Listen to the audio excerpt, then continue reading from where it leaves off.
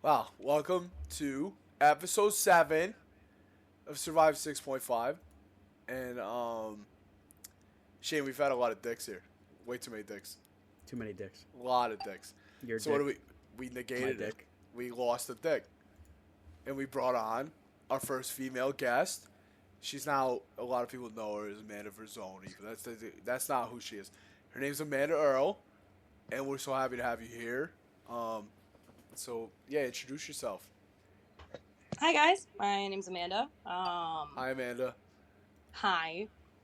That's an Kind of AA. sounds like That's an sounds AA. like the beginning that's, of an AA meeting. that's exactly Yeah, what that is. That's exactly what I was going for.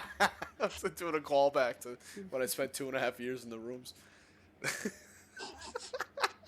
Stop. I'm sorry. Well, Amanda's here though. No, Amanda reached out to us. And she wanted to come on, and now we were pretty excited because um, I have a pretty decent history with Amanda. Like we worked in the same stations for a long time, and I don't know, Shane, if you worked with her much. I did. I worked with her last Mohawk shift ever. Listen. Oh, that's right. Before Amanda was a paramedic online, and before she became a driver, because apparently she was too young to drive, but I wasn't. But we were the same age. Um, Amanda. I had busted up a few cars. Right. So. Every time I got on a shift with Amanda, she'd like suck up every LDT she could find, and I'm like, bro. Even when you were a paramedic, you weren't a driver yet. And I'm like, bro. No, I wasn't. I'm like, I fucking have to drive down there and back. What? That the was my fuck my is favorite wrong time with at you? Mohawk was a non-driver. I'll take all the LDTs. I don't understand why I ever became a driver. I know, right? Full time probably because I think that was still back in the time where you only became full time if you were a driver or a paramedic or a supervisor. And it was like a big deal. They made like a big post about it. Like, oh, look at these 3 people became full time. Congratulations. Yeah, I was one of the first full timers in a long time at that point. yeah. And then Obamacare came out. And then everyone started becoming full time, so they kind of switched their part-time, full-time workforce. It was Obamacare. That's what it did. I'm pretty sure everybody had to have like, if you worked so many hours, you had to have like health care or insurance whatever. or something. Yeah. Yeah. But no, it's so good to have you, man.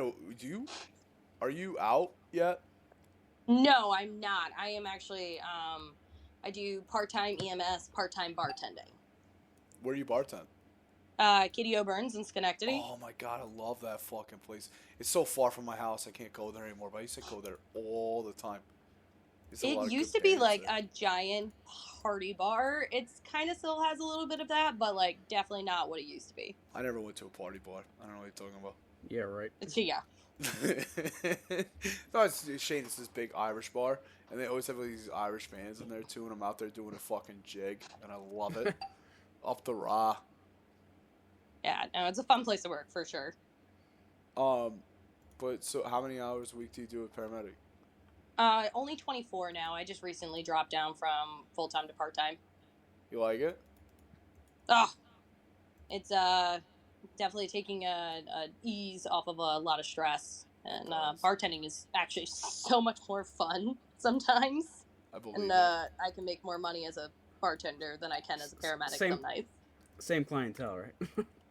Basically, too. Yes, actually. Do you like have any of the maybe not issues? my clientele because I work down the Valley Green area. Do you have any issues of like that you? Well, I guess you're not totally out, but like for me, there's like an identity crisis sometimes where you're like, that was your identity for so long, and now you're just like a regular human being.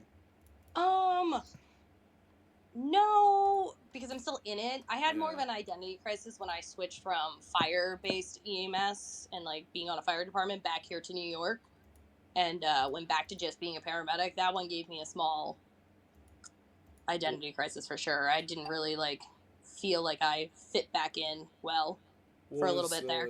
What was the fire base like? What was your like? Were you just on an ambulance, or like did you float? No, so I worked out in Colorado as a fire medic, and I was a driver. We didn't have like an official position for it yet, but I was a driver engineer as well. Right, you were a chauffeur. as we call it here in the lovely I New York State. chauffeured, huh? As we call it in the lovely New York State, best state in the entire Yes. union. No. So I was mostly on the ambulance as a paramedic, but the way that our department was structured, it was 2 on the engine, and then your ambulance was your initial attack. Mm. So actually, being on the ambulance got you more fires than people who were on the engine most of the time. Jesus Christ, I'm fucking on a podcast here with 2 real fucking salt dogs here. Christ. Yeah, I wouldn't really call me a salt dog. Fuck it. You guys thought Where Merrick works, it's like that too. You guys thought fucking Lake Ontario's fucking salt flats were real salty? No, fuck that. This podcast is right here, episode 7. Jesus Christ. Holy. Couple of heroes. You guys are my heroes. Anything. Well, thank you for my service. Yeah, thank you for your service. Always. Amanda, thank you for your service. You thanked me for my service. I did. Fucking hero. How many more times I got thank you? Jesus Christ. Fucking candlelight vigil for you. Christ, man. So, yeah. When'd you start at Mohawk? Yeah. I started Mohawk in 2013. And I was there for 5 years. Well, over 5 years it ended up being. 5 long years. I know. sure, That was like, so long in comparison to some. You know how, like, dog years are, like, times 7? Like, I'm pretty sure Mohawk years are times 10. Dude, I've been out of Mohawk longer than I've been in, and I feel like it's time slowed down significantly. Right. True. That's the truth too. What? So you pretty much, did you ever start in Schenectady like I did, or was I the only guy? I actually, I did originally start in Schenectady. I was told when I got hired, I was told I was going to be an Albany player, and they put me in Schenectady, and I had heard all the rumors about Schenectady, that everybody there is, like, an asshole, they're really cliquey, they don't like new people, it's like the dinosaurs are up there, you know. Mm. So I went in there, like, All kept true. my mouth shut. It's all true. Yeah. I kept my mouth shut. I sat in the corner. I didn't, didn't talk to anybody, didn't look at anybody. Actually, funny enough, one of my first shifts up there, it's like 3 o'clock in the fucking morning, and I'm, like, half making a bed on the couch because, you know, the bunks were, like, kind of selective. Like, yeah, that was the other thing I was told, like, you don't sign up for a bunk. No, when all you're, the like, bunks brand got new. taken. All the couches Yeah. got taken. There's people sleeping on the kitchen table. Yeah. So I'm like kind of making like a bed on the couch, and funny enough, Rich actually comes out and like gives me this fucking look like of disgust. He's like, "What the hell are you doing?" I was like, I was gonna sleep on the couch. He's like, "There's a bunk open. Like, get your fucking shit and go take a bunk." And like scoffed and walked off. That's incredible. FNG. And now I'm married to him. My first interaction with your lovely husband was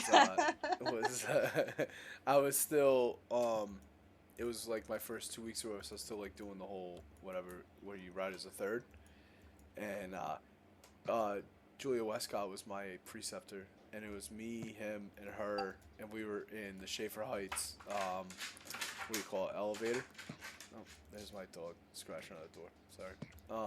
And we were in the Schaefer Heights elevator. And my like caduceus were all fucked up. He's like, "If you're not gonna fucking wear them right, take them off." So I did, and he's like, "It's part of uniform. Put them back on." I'm like, "What the fuck does this guy want?" Fuck me. And then, like, I put it back on, and they were still wrong. And he's like, "You can't figure out how to put a fucking caduce on your fucking collar? Jesus Christ." And then the elevator opened up. I'm like, I'm a piece of shit. Yeah, some people just I have a believe way that. to make you know nothing. Right? Your brain twitches. He was abrasive, a little abrasive back in those days. He was cool, though. I liked him. Because, like, you knew where you stood with him. Oh That's yeah, the kind of people- definitely. that's the kind of people I like. I don't like the fucking people that I like. I don't like people that are nice to me. You know, I don't like that. If you're gonna like smile in my face, like fuck you. What the fuck are you thinking about me, huh? Fucking piece of shit. Fucking talk shit to How me. can You know? smile and be nice? Oh my god. I don't want my morale. Oh No morale. No morale. Meetings will continue until morale improves. So yeah, I mean, I guess. Well, you worked in Mohawk, and then you went to Colorado, right? Yeah. Well, it's fucking. I mean, so I backtrack a little bit. I grew up in like an EMS fire family. Mm-hmm. So my whole family was volunteer firefighters. My dad and my two uncles were EMTs, so I kind of just naturally went to that. I joined like as a volley firefighter in like, I want to say it was like 2011, 2012. And did that, and then I was an explorer when I was like in high school for the ambulance. And then I got my EMT through Hudson Valley, and then got employed by Mohawk. You know who else was an explorer? I wonder who. Mark Scholler. I thought he was the police explorer. He was a police cadet. I was an explorer. Cadet. I was an explorer. Yes, you were. Yeah. I was too. Yeah, me Fire and Shane. Fire explorer. You were an explorer. What? Latham, right? Yep. I was an explorer at the Ville. Spiegelville. Mm-hmm. So like what? So, where was I gonna go with this? Oh, my wife's yelling at the dogs. Is really throwing me off. I'm really curious how you ended Now up you're in Colorado. Velociraptor? Yeah, Yes. the Velociraptor's getting after.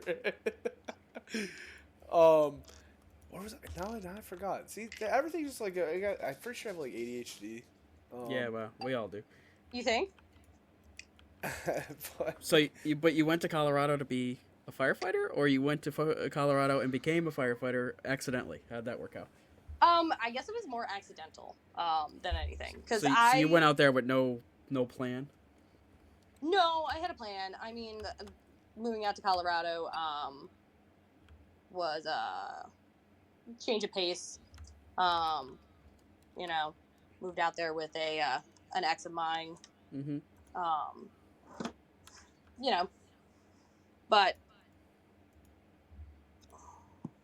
sorry, I think I cut out for a second. Yeah, you're good. Okay. No, I moved out to Colorado, and ended up finding out that in Colorado, I probably could have done a little bit more research on this. You basically are either private EMS or you are definitely going to be on the fire department. There's like no in between. Like there's no, at least in the Springs area, there wasn't. you didn't want to do shocks? Yeah, you were either AMR or Oh, now you cut out. or you worked for one of the county departments, like fire department, or the big city department. Mm. Those are kind of your only options. What did you choose, county or big city? So technically, I was technically Small it was city, a right? city, but like it wasn't like Colorado Springs itself. Right. Did you see a lot of So, jobs, big jobs, or no? I mean, I think our tallest building, like this is how like quote unquote city, I would say, our tallest building was like 3-4 stories only. Right. So. And this was a suburb Not- of Colorado Springs? Yeah, it was more like a suburb. So But it's then like there was Scotia. also like other parts of it that was like farming land. So it's like It Scotia. was really weird. But we had the most of our stuff was on the highway that ran out there. We had 16 miles of this highway was in our zone. Oh, did you guys get like So- accidents then, like NBAs and shit? Oh, or no? all the time. Yeah. All the time. That's kind There of was a cool. lot of I accidents. like traumas. They were like, I mean, now I sound like a sicko. Well, you are. So. I am very I much mean, a sicko. they're kind of easy to figure out. Like, there's a Right. hole, plug the hole. Right. Yeah, Yeah. I Unlike would- medical, where you got to be a detective and. There's definitely a lot more like questioning goes into it and brain power that goes Right. into a medical call. So, here's a question I've asked really anybody on the podcast yet. But so like when you went to EMT school, right? Yes. And you got done. Like, where did you see your career bringing you? My plan was become an EMT. I did do the Zero to Hero program. Mm-hmm. But that was mostly a financial decision. Right. Because my dad was on disability at the time, so I had like a full ride to college. So I decided I was going to be a paramedic with that. But my game plan was become a paramedic, do some time at a private agency, or I prefer a profit busy agency, and then my career was going to be Greene County paramedics. That's what I wanted. Like that was where I wanted to be. You know, I had a very small mindset at that time, like of potentially like there being other ways of using, you know, my knowledge. And that's the area you're from, right down there? It is. It's where I'm originally from. Yeah. So, I guess now, like, I know we've like progressed down the timeline quite far. So what do you have plans for now? You think? Still definitely going to be a paramedic, probably for the rest of my life. Right now, we kind of put my career on pause now that Rich and I are married because we're trying to start a family. Right. So we decided it was probably for the best that I start taking, you know, some steps back for my own, you know, well-being. I'm definitely a lot less stressed working part-time in EMS than I was. It's hard to start a family when you're stressed out. It's like a big issue. Yeah. I hear that's like a big, yeah. It's like a big, like, what is it? Not philosophically, Jesus Christ. What's the word I'm looking for here? AMP. You're off today. Dude, I am. Usually you you're were doing on this so shit. well before we started recording. I know. Yeah. Well, sometimes like. And then his wife started beating up the kids. And... Yeah. Well, that's what's throwing me off. It's just like World War III was going on out there. There's a velociraptor, a couple pterodactyls. Right. His dinosaurs. His Jurassic Park 6 well, is going on. You're pretty close. You're pretty close to Jurassic Park, right? Yeah, well, very close. You live by it. I'm like right next door. I can like walk right over to it. I live in a mountain right now. It snows every day. I get 6 inches of snow every day since like November 2nd. Is that it's considered Grafton, right? Or Yeah, Cropseyville. Oh, yeah. So it's like, yeah. Yeah, it's like not Post-Kill, it's not Grafton, it's not Brunswick. It's just like a mountain. It's like taller than everything else, and all it does is snow every day.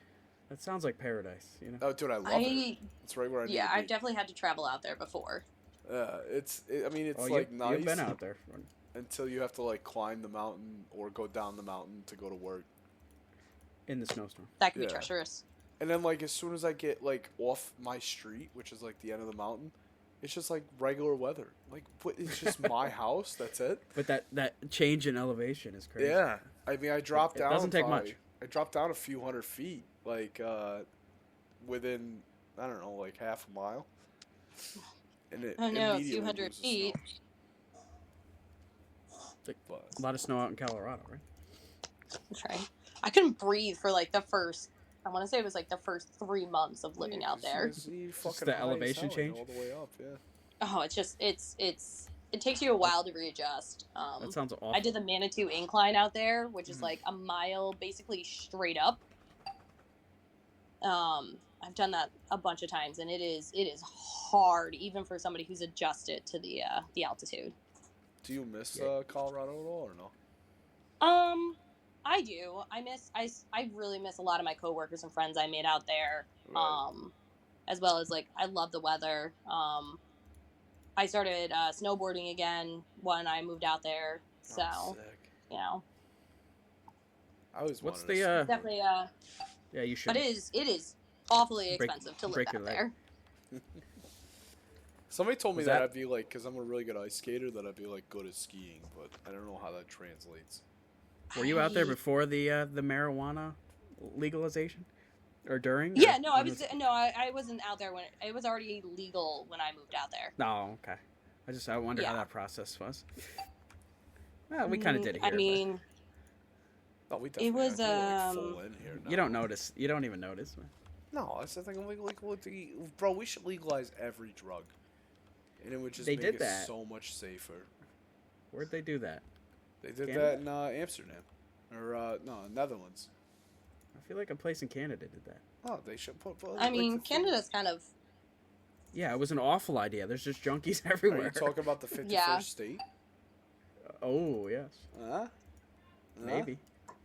No, but like I think you legalize all the drugs now, like you have control over safe drugs. And it's like, you know, all right, I'm gonna go to fucking CVS today and grab, you know, an eighth Your of heroin? you know, and it's like, but you know where it came from, how it got manufactured, doesn't have any fentanyl in it, you know, it's not gonna fucking overdose you.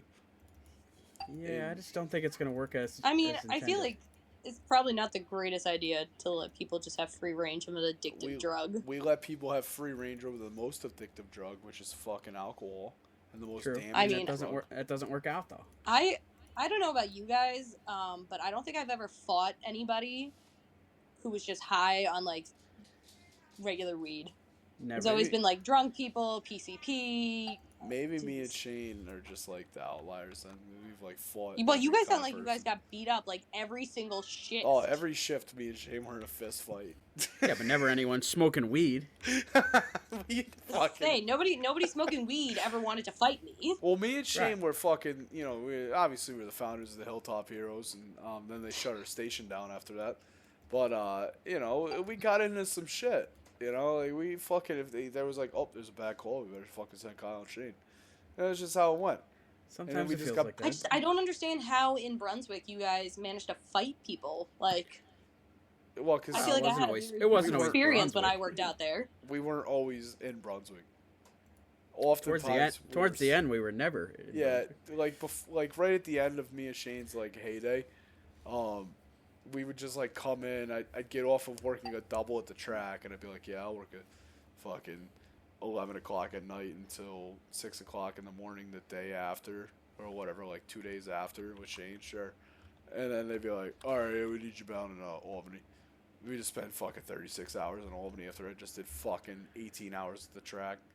No big deal. Off the record, it's Vancouver, Canada has legalized all drugs. And it's bad there? Where they got junkies everywhere? Yeah, How many of them were dying? a lot. Okay, all right. So it's not going to work out like you intend. I don't know. I just feel like I don't know. I'm a big fan of the fucking harm reduction reduction? model. Yeah, harm reduction model. Yeah, it could work under strict supervision, but they're just handing these people heroin. Like, all right, don't use too much, Well, that's and the they're issue. just it's shooting something it. that you don't die from. Yeah, don't do Right. too much heroin. Just do a little bit. Well, there's like places that you could shoot up heroin, where like you walk in with your own drugs, and there's like monitors there that have like Narcan and shit, but they also have clean needles. So like, all right, here's a clean No, needle. I get it. I get You it. know, if you're gonna use the drug, you might as well be safe about All right, it. so let's back in your day. All right, Back in my and somebody drops a case of beer off, Right. and they're like, "All right, Kyle, you can have one," Yeah, and then they leave you alone. I'm gonna do all of them. Right, exactly. Yeah. Yeah. But that's why the monitor needs to be there. You know, Oh, to, There's yeah. not enough, Right. and there's just not enough monitors. We'll say. Right. Well, there's not enough people that want to get into social work because there's not a lot of money and it's a lot of education and Right. there's a high burnout and shit. I'm sure, but I don't know. It just we just need to be better human beings, bro. We need to Sure. be better human beings. We gotta like love each other and like be there for Yeah. each other. Like some people are ELE. struggling, you know. That's what it comes down to. Like people are struggling, and because that person's struggling doesn't mean that we need to like. Was that your chair? There was definitely, it wasn't my chair. I think it was some man. It was my chair. Fucking, Oh, it sounded like a dude moaning. fucking, sounded like fucking Diane rolling Rolly cigarettes on the way to Signal 30. Oh my god. Oh dear. Oh dear. Oh dear. Oh, Listen, ow. I had a very love-hate relationship with Diane. Me too. But at the end of the day, I gotta say, when it comes down to her, when I was like dealing with some of my lowest times at Mohawk, she's like the first person who recognized there was something wrong and like different about me. She's been low, like low, you know, so Yeah. she knows it, and then like, oh yeah, she will. Oh no, I remember. Give you that tough like grandma love. Oh, yes, I remember specifically the day that Diane, like I was taking over from her, and you know, her and I were doing like our back and forth, having a cigarette outside of Central together, and she just looked at me and she's like, there's something wrong, are you okay? And like, she's the first person who asked, and like, besides like Chrissy, she was like one of the only people who like noticed that there was some like a big change in like my personality. What led to that? What led to that, do you think? I mean, it's a lot of things. I mean, when I first got into EMS, it was you shut up, you go on the call, you do the call, you do the next call. Man, you know? That's kind of how we all were, yeah. We all kind of like, we all started at the same time, you know? You were young, right, Amanda? 18? So I started paid at 18. Yeah. My first EMS call I did was at 14 years old. Right, and Kyle and I are in the same boat. Mm-hmm. Yeah. Exactly. Like I still remember the first EMS call I went on. It was a lady who fell asleep at the wheel of her car, and it was like my first Explorer shift, and I don't remember too much of the details, but I do remember they didn't want me in the back of the ambulance because, you know, they hadn't had a chance to like check to see my level of like understanding and like comprehension. They were looking out for me. But I remember sitting in the front and looking back, and this lady's hair should have been blonde, and it was just red. Mm-hmm. And like vividly remember that. I don't remember the outcome of the patient or anything like that, but I just remembered that was like my first introduction, 14 years old. Have a girl, like, here you go. And as I get older, I wonder if, you know, maybe the Explorer posts do more damage than they do good. Because you start that trauma very early instead of, you know, maybe when you're a little more mature. Well, your brain is nowhere close to being developed, and you're just... Oh, absolutely. You're still let a child. me show you all these horrific possible scenes. And I mean, my Explorer post, they had done a pretty good job about protecting. And like, if the call was going to be too much, you know, you're sitting outside, like, or the Greene County paramedic's going to take you back to the station or whatever. You're not going on this call. So. Well, me and Adam talked about it a lot too, because he started at 19, I started at 18, like at Mohawk or whatever. And obviously, me and Shay talked about we were explorers, so we were doing it for a long time. I mean, we were in diapers running around the firehouse. I was a Mohawk ambulance explorer too. Right. So like Mohawk ambulance had explorers? They did. I did not know that. I don't know how official it was. We never had a meeting, but yeah. You know what I mean? But like, you know, we talked about even like at 18 and 19, like I still feel like you're not fully like developed and aware. I think it was me, like Kent, and Marchand Jr. I think we were the only explorers at that point. Oh wow. But it's really because we could ride. Yeah. What an awful idea, though. You know? That was a terrible idea. No, it was probably not great for my 14-year-old brain to see, you know? No, not at all. No, because you should be worrying about fucking English tests and shit or whatever, you know? Like, even like that's here's this lady's brains on the windshield, you know? Yeah. All right, go back to high school. I remember one of the middle first school, whatever the hell you're in. Actual calls that I can remember was like, as an explorer, I was like a 17-year-old explorer or whatever. We went to a traffic accident, and it was a drunk driving incident, and drunk driver's like sitting on the ground like okay, and like there's just this lady like screaming because her kid got like their head fucking bashed in, by a drunk driver, just T-boned them. And she's just like screaming about it, like so upset. And I'm like 17 years old. I'm like, oh man, that ain't all right. What the hell's going on here? Yeah, like something ain't right here, you know. We like cut the kid out of the car, and I don't know what ended up happening to him, but you know, he obviously got in the ambulance, went to Albany Med or whatever. But like, I'm like, man, something ain't right there. But I'm like not old enough to realize like, hey, that's pretty fucked up, or whatever, or like how to process that even, you know. I mean, I didn't say when I had that call, I was just like, oh, okay. Right. It's Tuesday. And, like, I already had, I don't know, it might have been just because I grew up in, like, the firehouse, and that's what I saw from my uncles, that's what I saw from my dad, you know, that's just, you know, you just go on to the next call. Well, it's like the same thing for me and Shane. Like, our fathers, I don't know, they never really talked about anything like that, ever. No. You know, they just, like, went and did shit. And Yeah, no, I don't remember my dad having, like, too many of those conversations. Yeah, you know, it's just, like, they went and did it, and that was it. That was always like culture too, you know. And I don't know what they did to process shit whatsoever, but I don't know if many of them have. They drink and They drink and chain smoke. I was about to say, I can tell you what I Right. did was lots of packs of cigarettes and lots of packs of fucking alcohol. Right. The same way it's always been done. When I found out about my God, drugs, I remember making, like, constantly yelling at my mom to never smoke cigarettes, and why is she smoking? And then, like, I ended up smoking for a good couple of years. oh my god, but there's nothing better than a good fucking cigarette, though. Oh my god. And that's probably why I never smoke, because my dad always said, "Hey, don't you touch them." Shane, Don't fucking You start. would get hooked, bro. You would be Oh, smoking I have an 2.5 addictive packs personality. a day. I know you Right. would. Scares There's no partner I know better than Shane. We know everything about each other.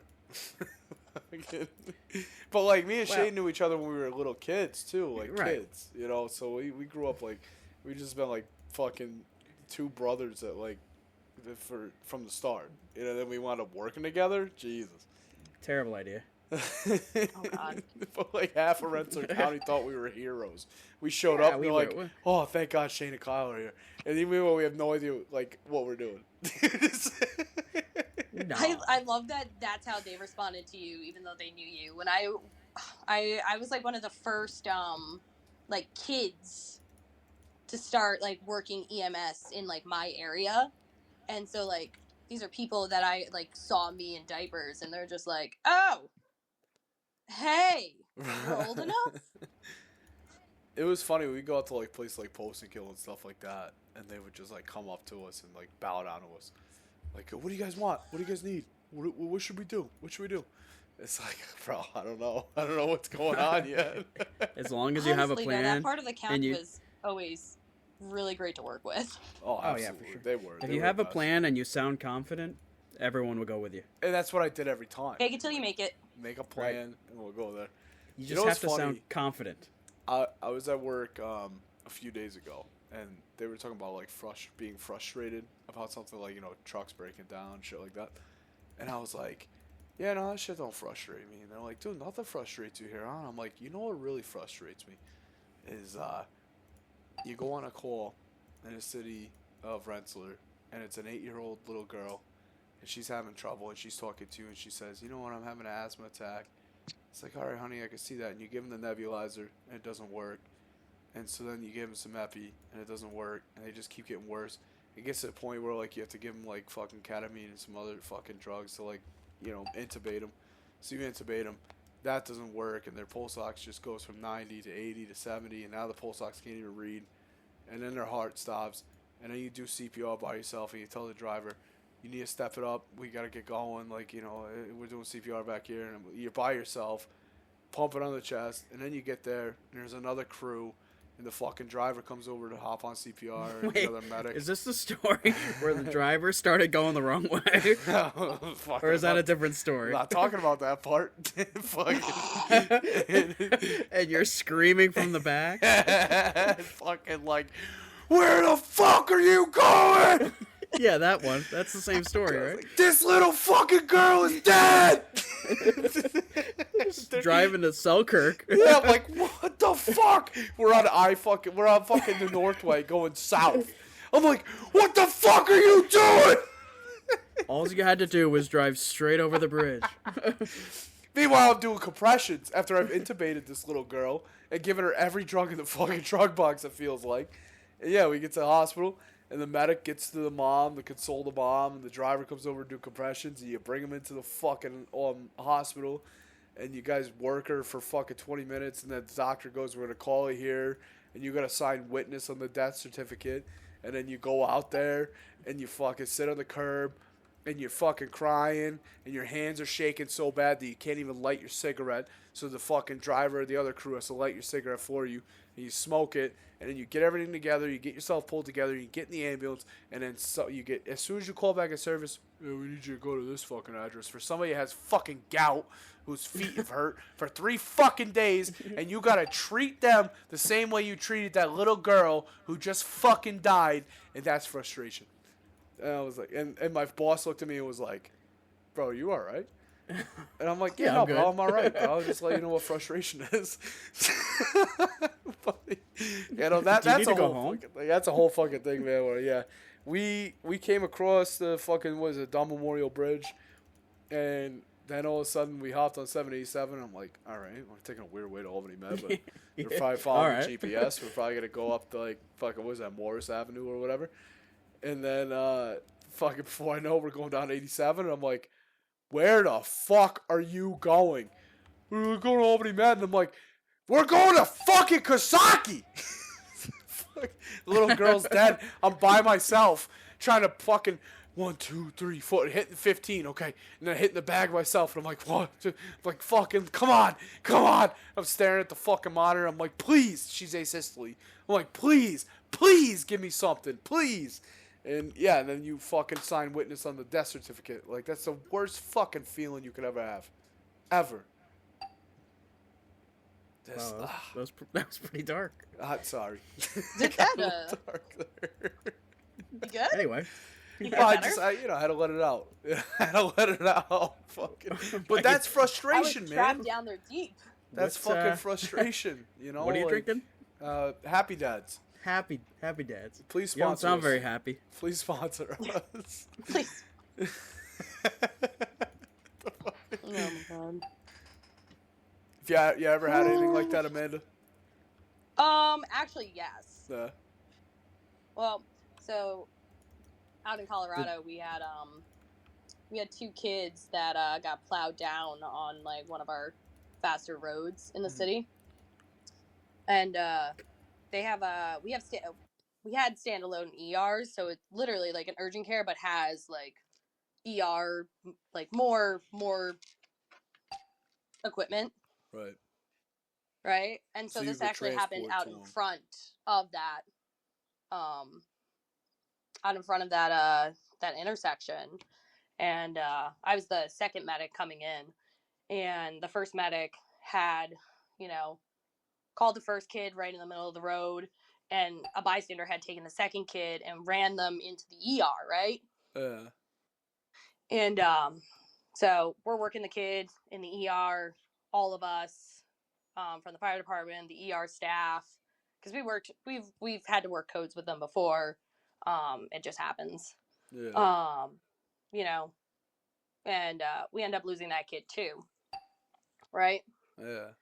And we're out in the parking lot, still getting all of our equipment put back together, and the fire dispatcher was trying to get a hold of anybody from the department, because the staff at the emergency ER, who quite frankly did not run nearly as much of this call as us from the fire department did, there was a walk-in chest pain, and they were too distraught to take care of her, so they called 911. Oh my God. Sounds like one of our hospitals. So obviously, I had restocked our initial medic was out for restock, and we were the other ambulance, so we just took this lady to the hospital for her chest pain. After all, from the hospital. It's a standalone ER, so there's not a hospital connected. But the staff was too distraught. Urgent Care Plus, to take care. It's Albany Memorial Hospital. Yeah. Bit more. It was like, yeah, they can do CT scans, they can do some medication, some decent amount of workup, just like most like admits have to be transferred. So, Yeah. but we You also guys did a had a lot lot of of shocks. emergency moves out of there Yeah, I was too. gonna say you guys had a lot of shocks from there. Well, yeah. Well, so they would call Oh, 911 you know what it whenever, actually like, you know, was? we had STEMIs, strokes, etc. I That got we a had to better, go there. I got a So better comparison than Memorial. It was Ellis St. McClellan. that's a St.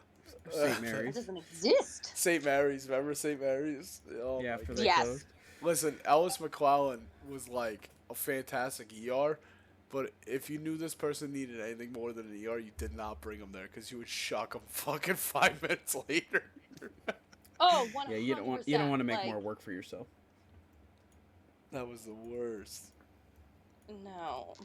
So, but what did yeah, you no. what did you do to like process shit like that? At what time frame? Well, let's You go know. to the let's start from the beginning. Let's do the negative shit. The negative always comes first, right? Well, yeah, no. Like I said, we kind of got off track. Like I said, I came into EMS with the mindset of like, you shut up, you did the call, you did the next call. What you just didn't talk about your feelings. Right. You know, if you couldn't process without needing help, then maybe this wasn't the job for you. So I just turned it off, I guess, for quite a bit of time. That's pretty good to do until it becomes too much. Oh, until like one day you realize like, oh shit, why am I driving so fast? Why is this, my second, third, fourth drink for the night, and I have to work the next morning, Right. Like, I mean, why that's can't I sleep That's without usually what I was things, drinking on the helping ride me? home. Right.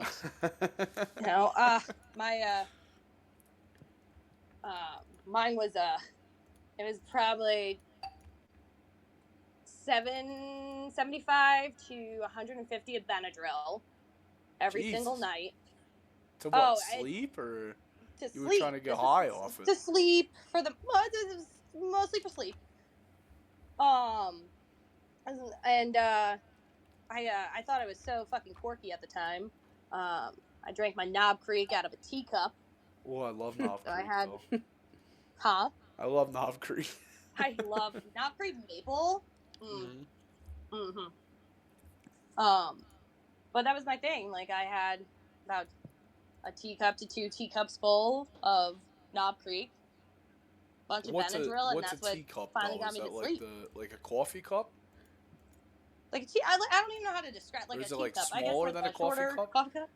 Yeah, I've never heard this It would unit be of less measurement. than a coffee cup. So it's like a half a coffee cup. Like a little bit shorter than a rocks glass, I would call it. All right, so we're doing like a coffee cup a night. More or less. All right. Well, that's all. But would wake up completely sober the next morning, and that should probably tell you something. Well, no, that's how I was. Listen, I fucking before a shift, like, so I'd work 2 24s a week, so you'd have 3 days off between 24s and 2 days off between 24s. Now the 3 days was like party. I'd get off the 24, and I'd drink as soon as I got home and have like 2 or 3 beers. Now that would fuck you up because you're tired, because you sleep on the 24.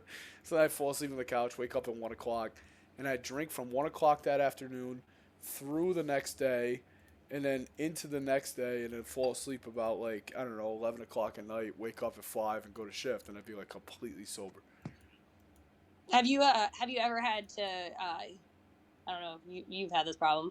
Have you ever had to take the hand sanitizer in the back of the ambulance and do it a couple of times to try to make the smell go away or to cover up the smell? You ever sniffed it?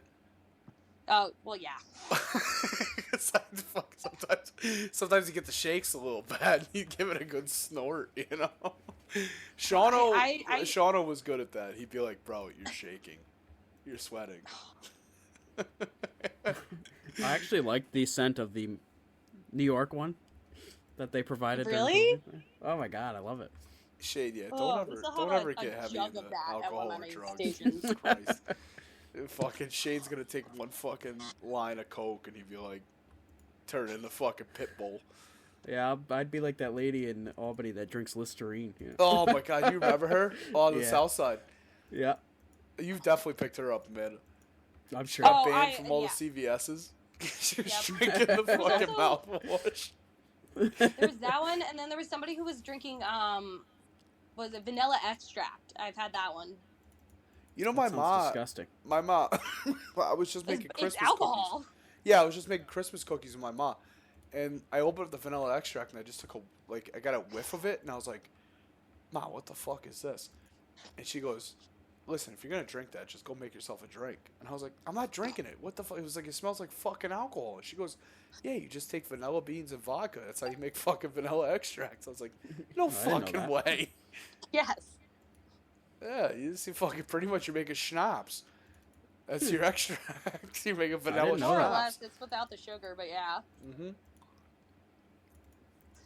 There's your So- bartender trivia for the night. How long? Yes. How long do you think you drank pretty heavily? I don't know. It's kind of a blur. So there's studies that are starting to come out that excessive Benadryl use is like linked to like early memory loss and Absolutely. Yeah. all that What? stuff. It's not great to take. So- It's not great to take like every once in a while, when let you- alone. When you, a short, tiny woman, was taking triple the dose of Benadryl that's recommended, were you ever hallucinating? I had some fucked up dreams, but I just assumed it was like You probably weren't dreaming. it was, you were know, just fucking trauma. hallucinating. You did commit those murders. It was nothing like that. It was definitely nothing like that.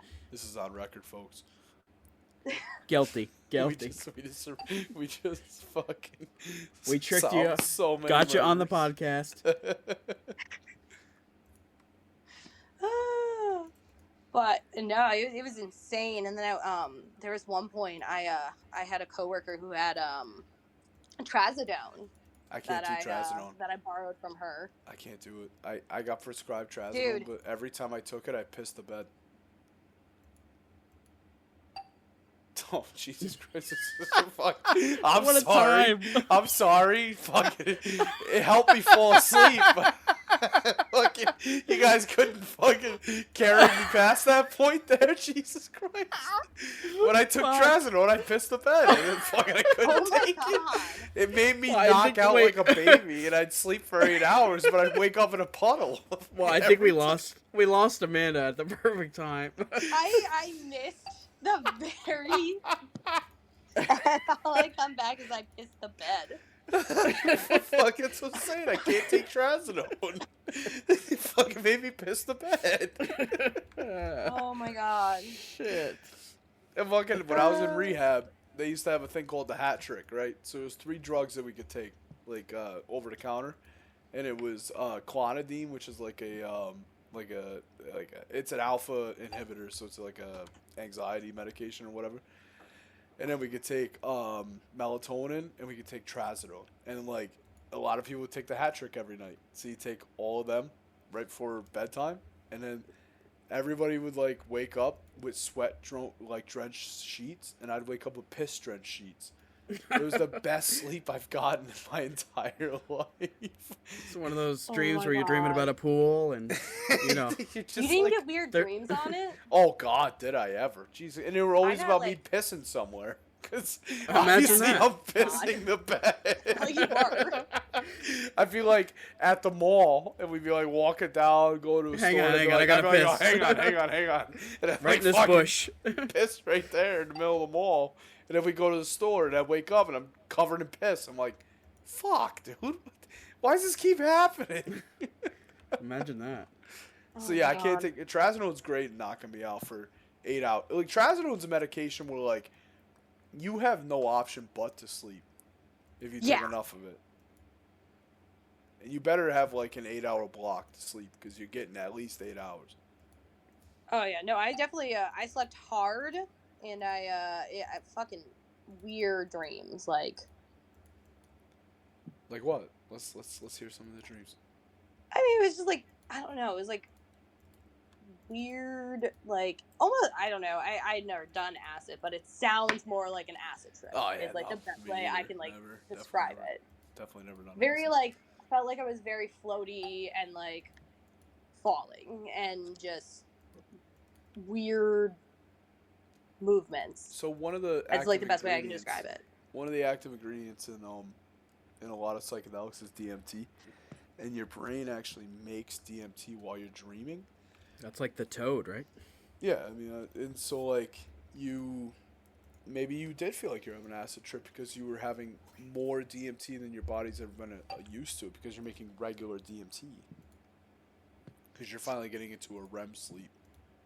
Maybe. I mean, it's very possible. I also could have been just... I was still drinking also while on trazodone too, so Right. Who knows? How long did you drink and go on for, like, heavily? Probably... When did it start? Yeah, like what? How far like, into your career did you decide to pick up a bottle? Oh God, it was probably... Sorry, I screen locked again. It was probably... But she did say it caused memory loss. Right? I want to say, so I had probably been at Mohawk for maybe like 2 years, 3 years. I had moved out of my parents' house. I want to say it was probably like 3 years, maybe 4. Again, I have such a blurred memory of this, like, time of my life. Yeah. So, and, I mean, it like, started, like, as just being, like, pick up, like, a social gathering, and then it turned into, you know, I was living on my own. There's nobody there to, like, tell me no. Right, so, there's no referees. No referees. Right. I think Adam had touched on that as well. Because he had the free-for-all. The living alone? Yeah, and his dad wouldn't kick his ass if he knew he was day drinking, you know? Oh, yeah, no, like, I didn't have anybody to, you know, tell me no and stuff. And I just started, and then I just kind of, I don't remember, like, specifically when it got heavy, and, like, when I, like, depended on it to, like, I did it more, like, sleeping than partying, if that makes more sense. That's how I started. It was, like, you know, obviously I drank a lot when I partied, but, like, I couldn't sleep without it. So, like, in order for me to, like... Sorry, I lost you, Kyle, for a second. Oh, you're fine. That was how I started. Like, I couldn't sleep without it. You know, I drank a lot when I was partying, but, like, I wasn't partying every night. Like, I couldn't fall asleep without, like, getting drunk.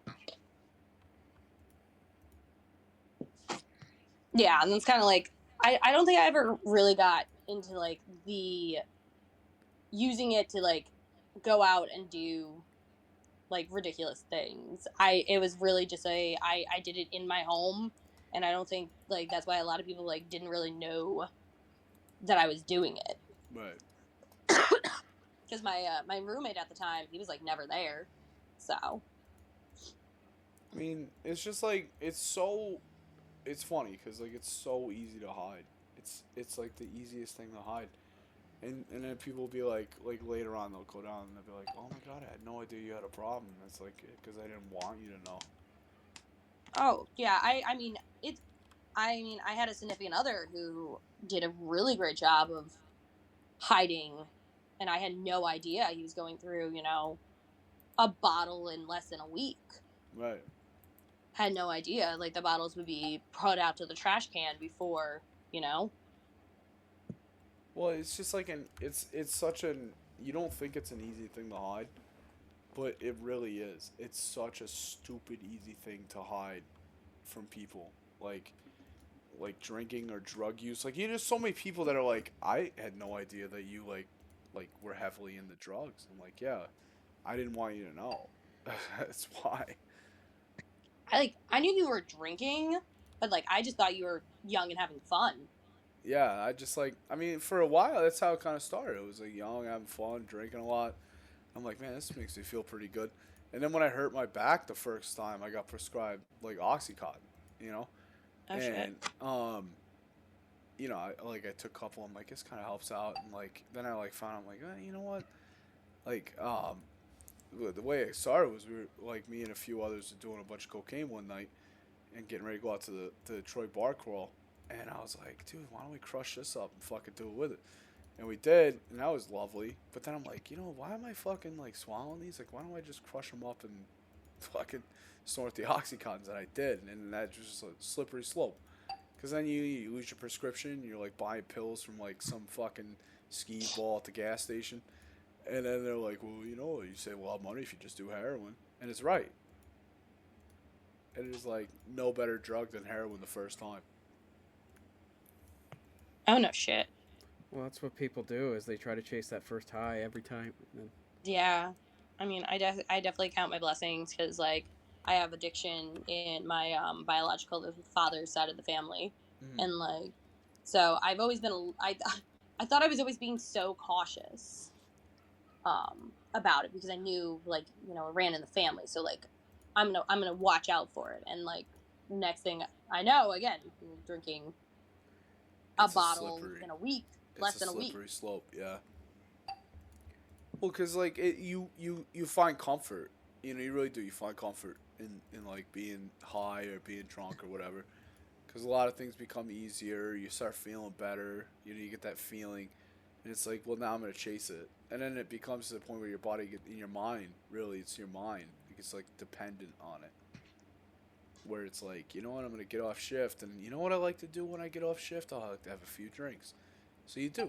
And you don't realize that like you're just kind of like duping yourself into doing that. Right, it's self-medication. Like, I know I can't go to bed unless I'm drinking, but I'll just drink a little bit, just, you know, to take the edge off, and then a little bit turns into a lot of it, and you know.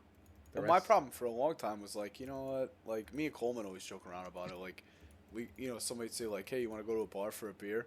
It's never a beer. Like, right, like exactly. I always called it feeding the beast. Like, or like waking the beast up. Like, I'm okay, right. But as soon as I have the first drink, like the beast wakes up. Now I gotta feed it. Like, now I gotta get fucked up. Right, you can't just have a drink. All gas, no brakes. Yeah, I never had a brake pedal. Like I ran the gas until I literally ran into a wall, and cops and an ambulance showed up and said, "You're coming with us." That was it. Did you ever? No, go ahead. Ask your question. Mine's not good. I don't remember if you covered this when you talked about it, but like, did you have like instant regret about your attempt? So it was kind of like as hard. soon as you realized like it didn't go off, like instant regret was kind of hard, like because like it didn't go off, and like the first thing that came to my mind was like, fuck, dude, I need a cigarette. And like I went down to smoke a cigarette, and there was like 7 cops there, you know, and then like Big Tone was in the back of the ambulance, like, you're coming with me. And so I think that the regret that I had was my first 2 days of detox was in the ER, and they were like really rough, like bad.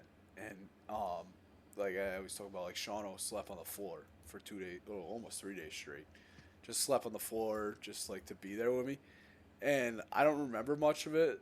If it wasn't for like my mom being like, "Oh yeah, no, fucking Sean was there. Like he never left your side." And Sean kind of told me the whole thing. He's like, "Yeah, dude, you're having seizures, you're fucking sweating, and everything like that." I think the regret came when I had to finish like my last few days of detox in the you know how like Samaritan has the new Samaritan has the psych unit there in the ER. I was like in one of those rooms in the bed, and at that point like Shauno couldn't come in, and like my parents could only visit for like an hour, so I was just by myself in this like basically a padded room with no TV, no nothing, in a dark room with a blanket, wearing like a robe. And at that point I'm like, why did I do all this to myself? Like I regretted everything from like step one, and that's where the regret came from.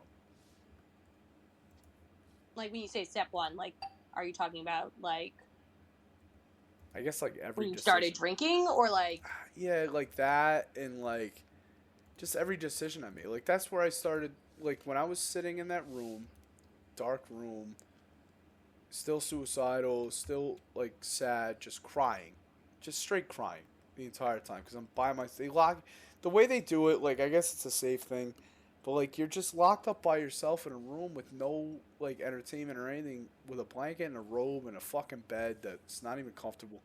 And you just cry the whole time until like your next step. And like it's like I regret everything. Like why didn't I go to college? Or like well I went to college, but I dropped out to become an EMT and paramedic. But like, why didn't I keep doing that?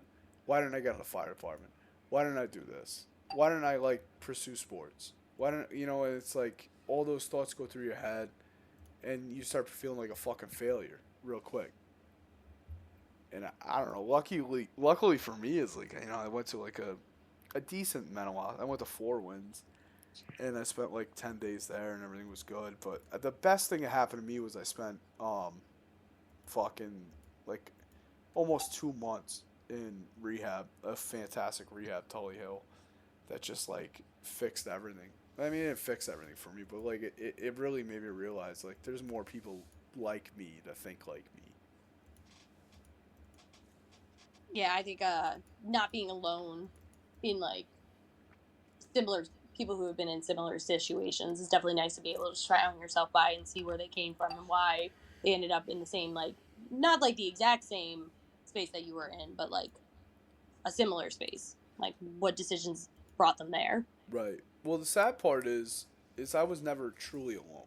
Like, for instance, like I have Shane. He's one of my best friends. He's literally a brother to me. And like, but I still felt alone.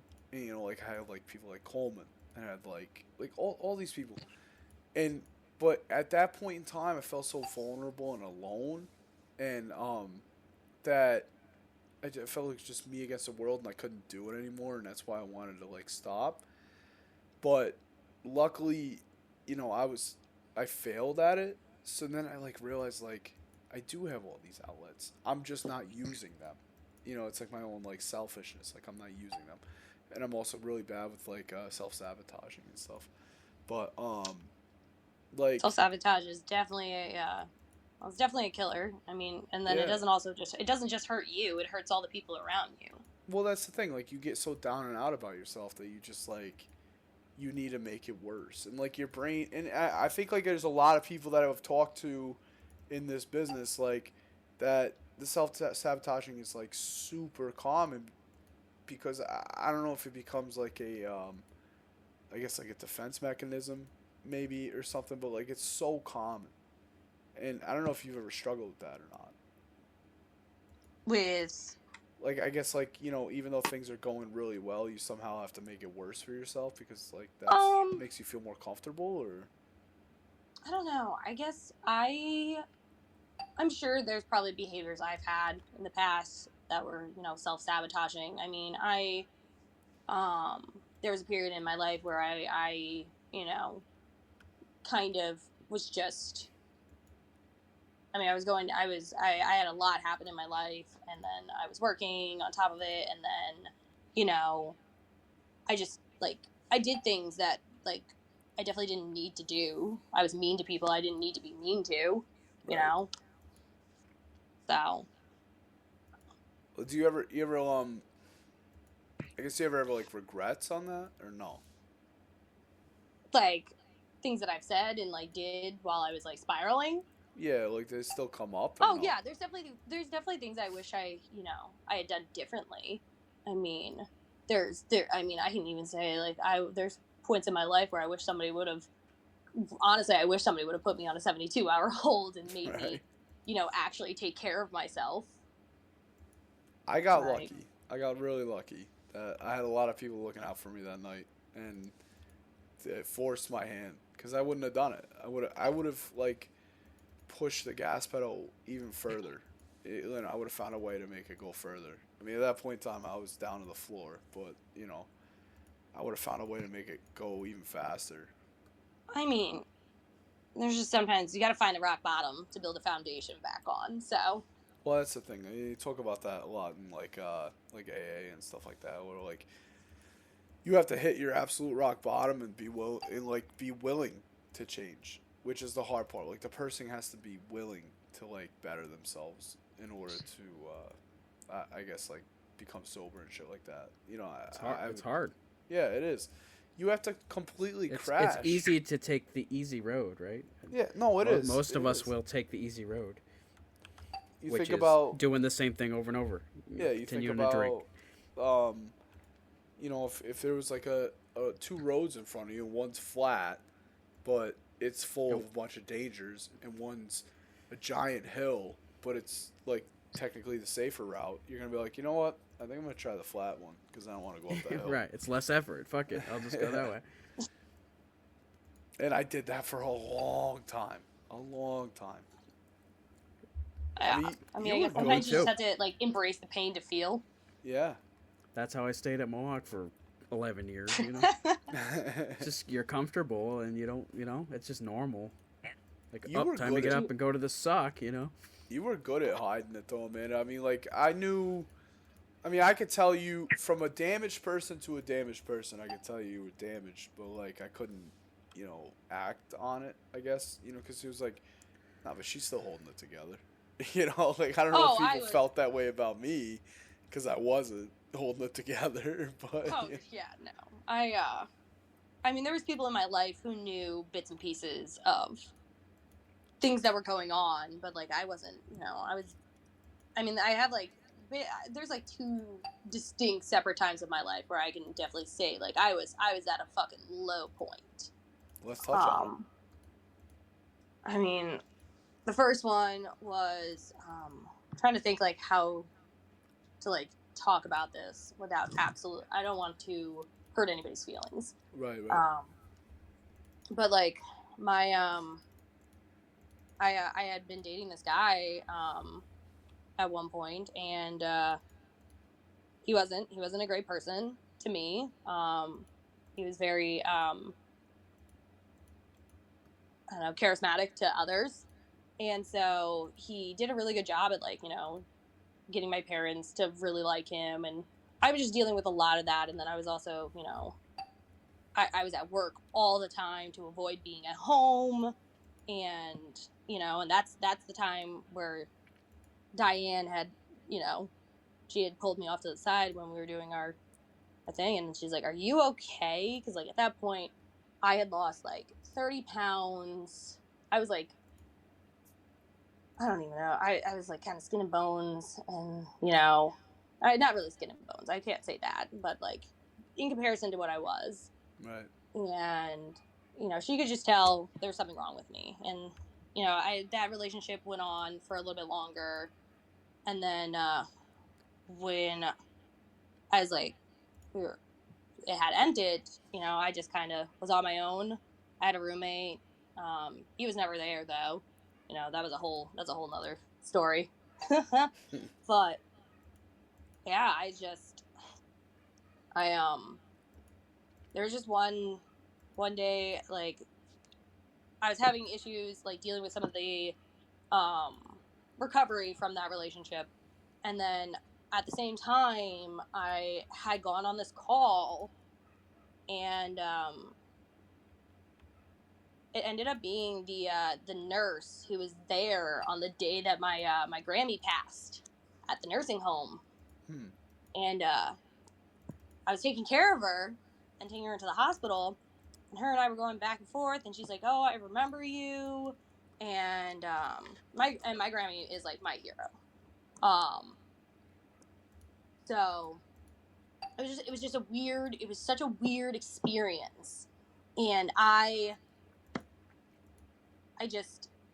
didn't know how to feel about it. I'm like, okay, I took care of this woman who knows my Grammy, and like I had a lot of like suppressed feelings and trauma related to my grandmother's death. So it just like all of this was being brought off to the surface.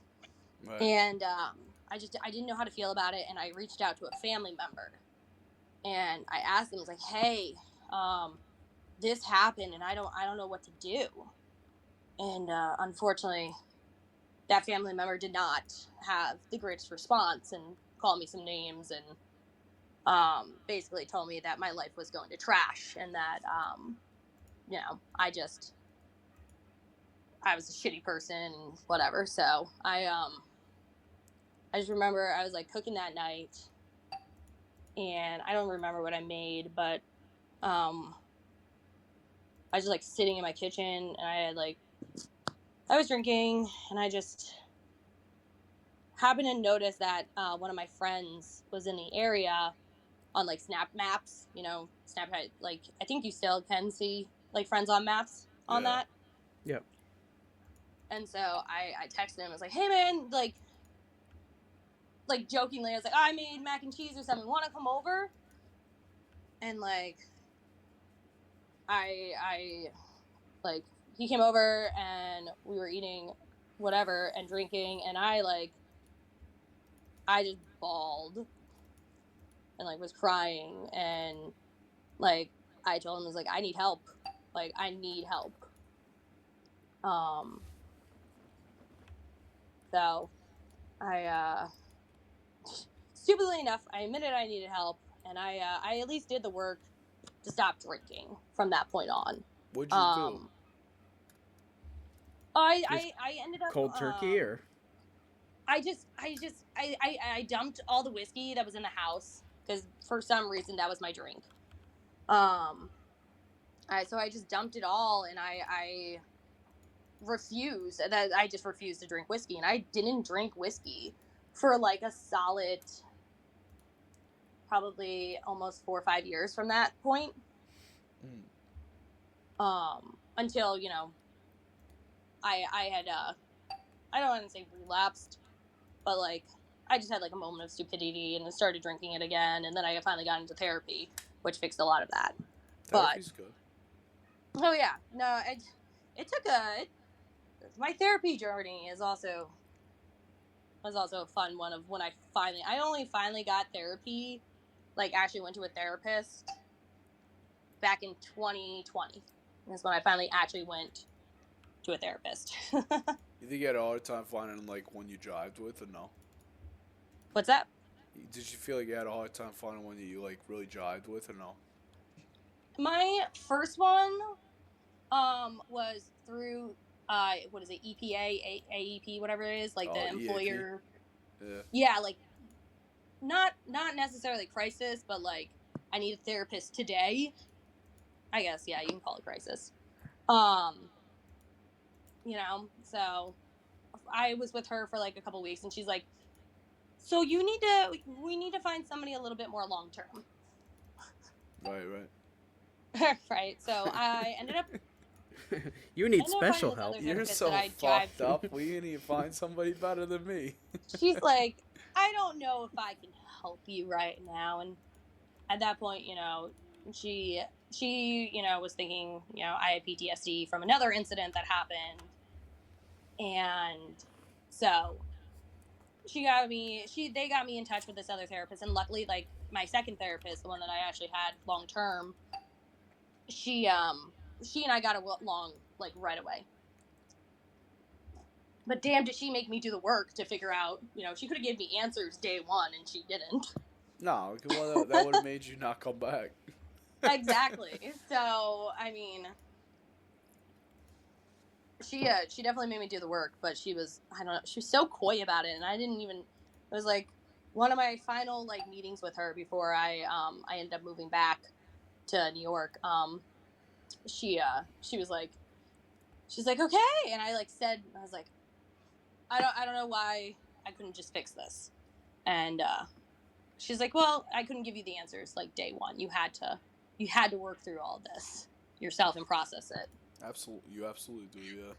Yeah, you really gotta like do the full process and work through everything in order for it to like truly work, I guess. Yeah. So you said like you asked me like you had like regret after an attempt or whatever. Like I don't know. Did you ever feel that or something or? Like in that sense that night, I didn't have any regrets because I knew I wasn't okay that night. And like I reached out and I did the right thing, and that was enough to get me, on the right track and back. Right. So I I didn't have like a plan or anything that night or anything like that. I knew something that night was a bad night, and if I didn't get somebody there, it was gonna turn bad. You know? Yeah. Does that make sense? No, it absolutely does. No, I completely get it. But, I mean, like I said, that was like the first low time of my life, and then I had another experience that caused, which was one of the reasons why I got into therapy, and that led that one's a kind of a tough topic, I guess. It just goes into a lot of like, you need to take care of yourself because you can really hurt the people around you who do care about you. 100%, you know, yeah. like, I'm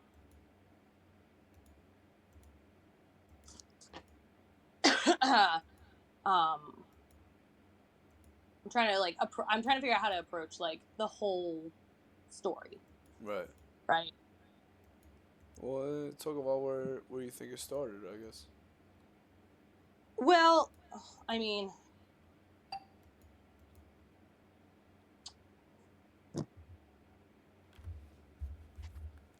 I guess I was having, I was having my own issues, and I thought I was doing better, and I felt like I was doing better, but my partner at the time, he was not, and so what do you because you talk about, you say you thought you were doing better, but you found out you weren't. I guess in your own mindset at that time, I guess if you could recall on it, like what made you think you were doing better? I mean, I was happy, and I thought, and this was before I was in therapy, and I thought like I talked about calls more often, and I was more open with people, like how I felt about parts of my life, and so I was doing okay at the time, right? Unfortunately, what do you think kind of made you? I don't want to cut you off, but like, what do you think made you come to the realization that you weren't doing better then? I mean, like, I had a lot of things happen, so there was just like there was a lot of personal stuff that ended up happening outside of work that made work really stressful for me to be at. Yeah. Well, I think I guess just to make a point, I guess is like something about like this job that we all did was that I guess if like say you're a mailman, you go there, or a letter carrier, sorry. Amanda can't be a mailman. But anyways, so but an like ambulance driver, like say you do a job like that and you go out there, you deliver the mail or whatever, and then you go home and that's it. Like, you delivered the mail, and when you punched out, it was over with. Now you go home and you're just like your own person with your family and everything like that. Well, a job like this, you go, you do your job, and you do go to some bad calls, and it sticks with you. And then you go home, and you're still that person, and it's still stuck in your head, and you're still kind of processing it, dealing with it. And so you take it home, even though maybe the people at home aren't equipped with, I guess, dealing with that person that you are, if that makes sense. I guess it depends. I mean, like, nowadays, Richie and I, we're both first responders, so right. He has a lot of experience. He's still in it, so like you got a pretty good situation there as far as a relationship goes. If there's one thing though I did learn in like past experiences is when it comes down to dual first responder relationships, the relationship only works if you're both taking steps to protect your mental health. Right. Like, if only one person's making sure that they're okay, and you're hiding that you're not okay, it doesn't work. Yeah. That's really good advice. No, absolutely, dude, it absolutely is. I mean, it's just because it's so easy to come home and act like everything's okay, even though things are like nagging at you or bothering. Right, because you want it to be. You want to be home in your safe space. Right. It's supposed to be your safe space, but right. I think sometimes, again, the self-sabotaging is we can make it not our safe space. Right. I by, mean, your mind is your worst things. enemy sometimes. But I don't mean to derail you there, man. Just a couple points there I kind of wanted to pull out. Oh no, you're fine. You're fine. But either way, they're So in that instance, I was definitely the person who was okay at that time, and unfortunately, that other person was not. You know, and I didn't know. You know, and I mean, I'm sure there's, huh? It's an easy thing to hide. Oh, again, like I was saying, like I had no idea there was a bottle of whiskey like coming in the house and going within less than a week. You know, right? And it's, you know, you try to help, right? And you know, you can't help somebody who doesn't want to be helped at the time or doesn't know they need help, right? And so, unfortunately, you know, they their mental health declined incredibly, and unfortunately, you know, my partner at the time, you know, had attempted to take his life, or was going to, I should say. Right.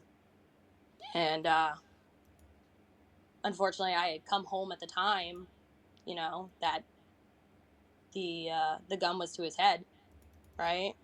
And I was angry about something else at the time, unfortunately, and like I had these like emotions back and forth of like I'm pissed, but like I see the person I care about have a revolver to their head, and well, I think anger's part of the grieving process. It's very normal.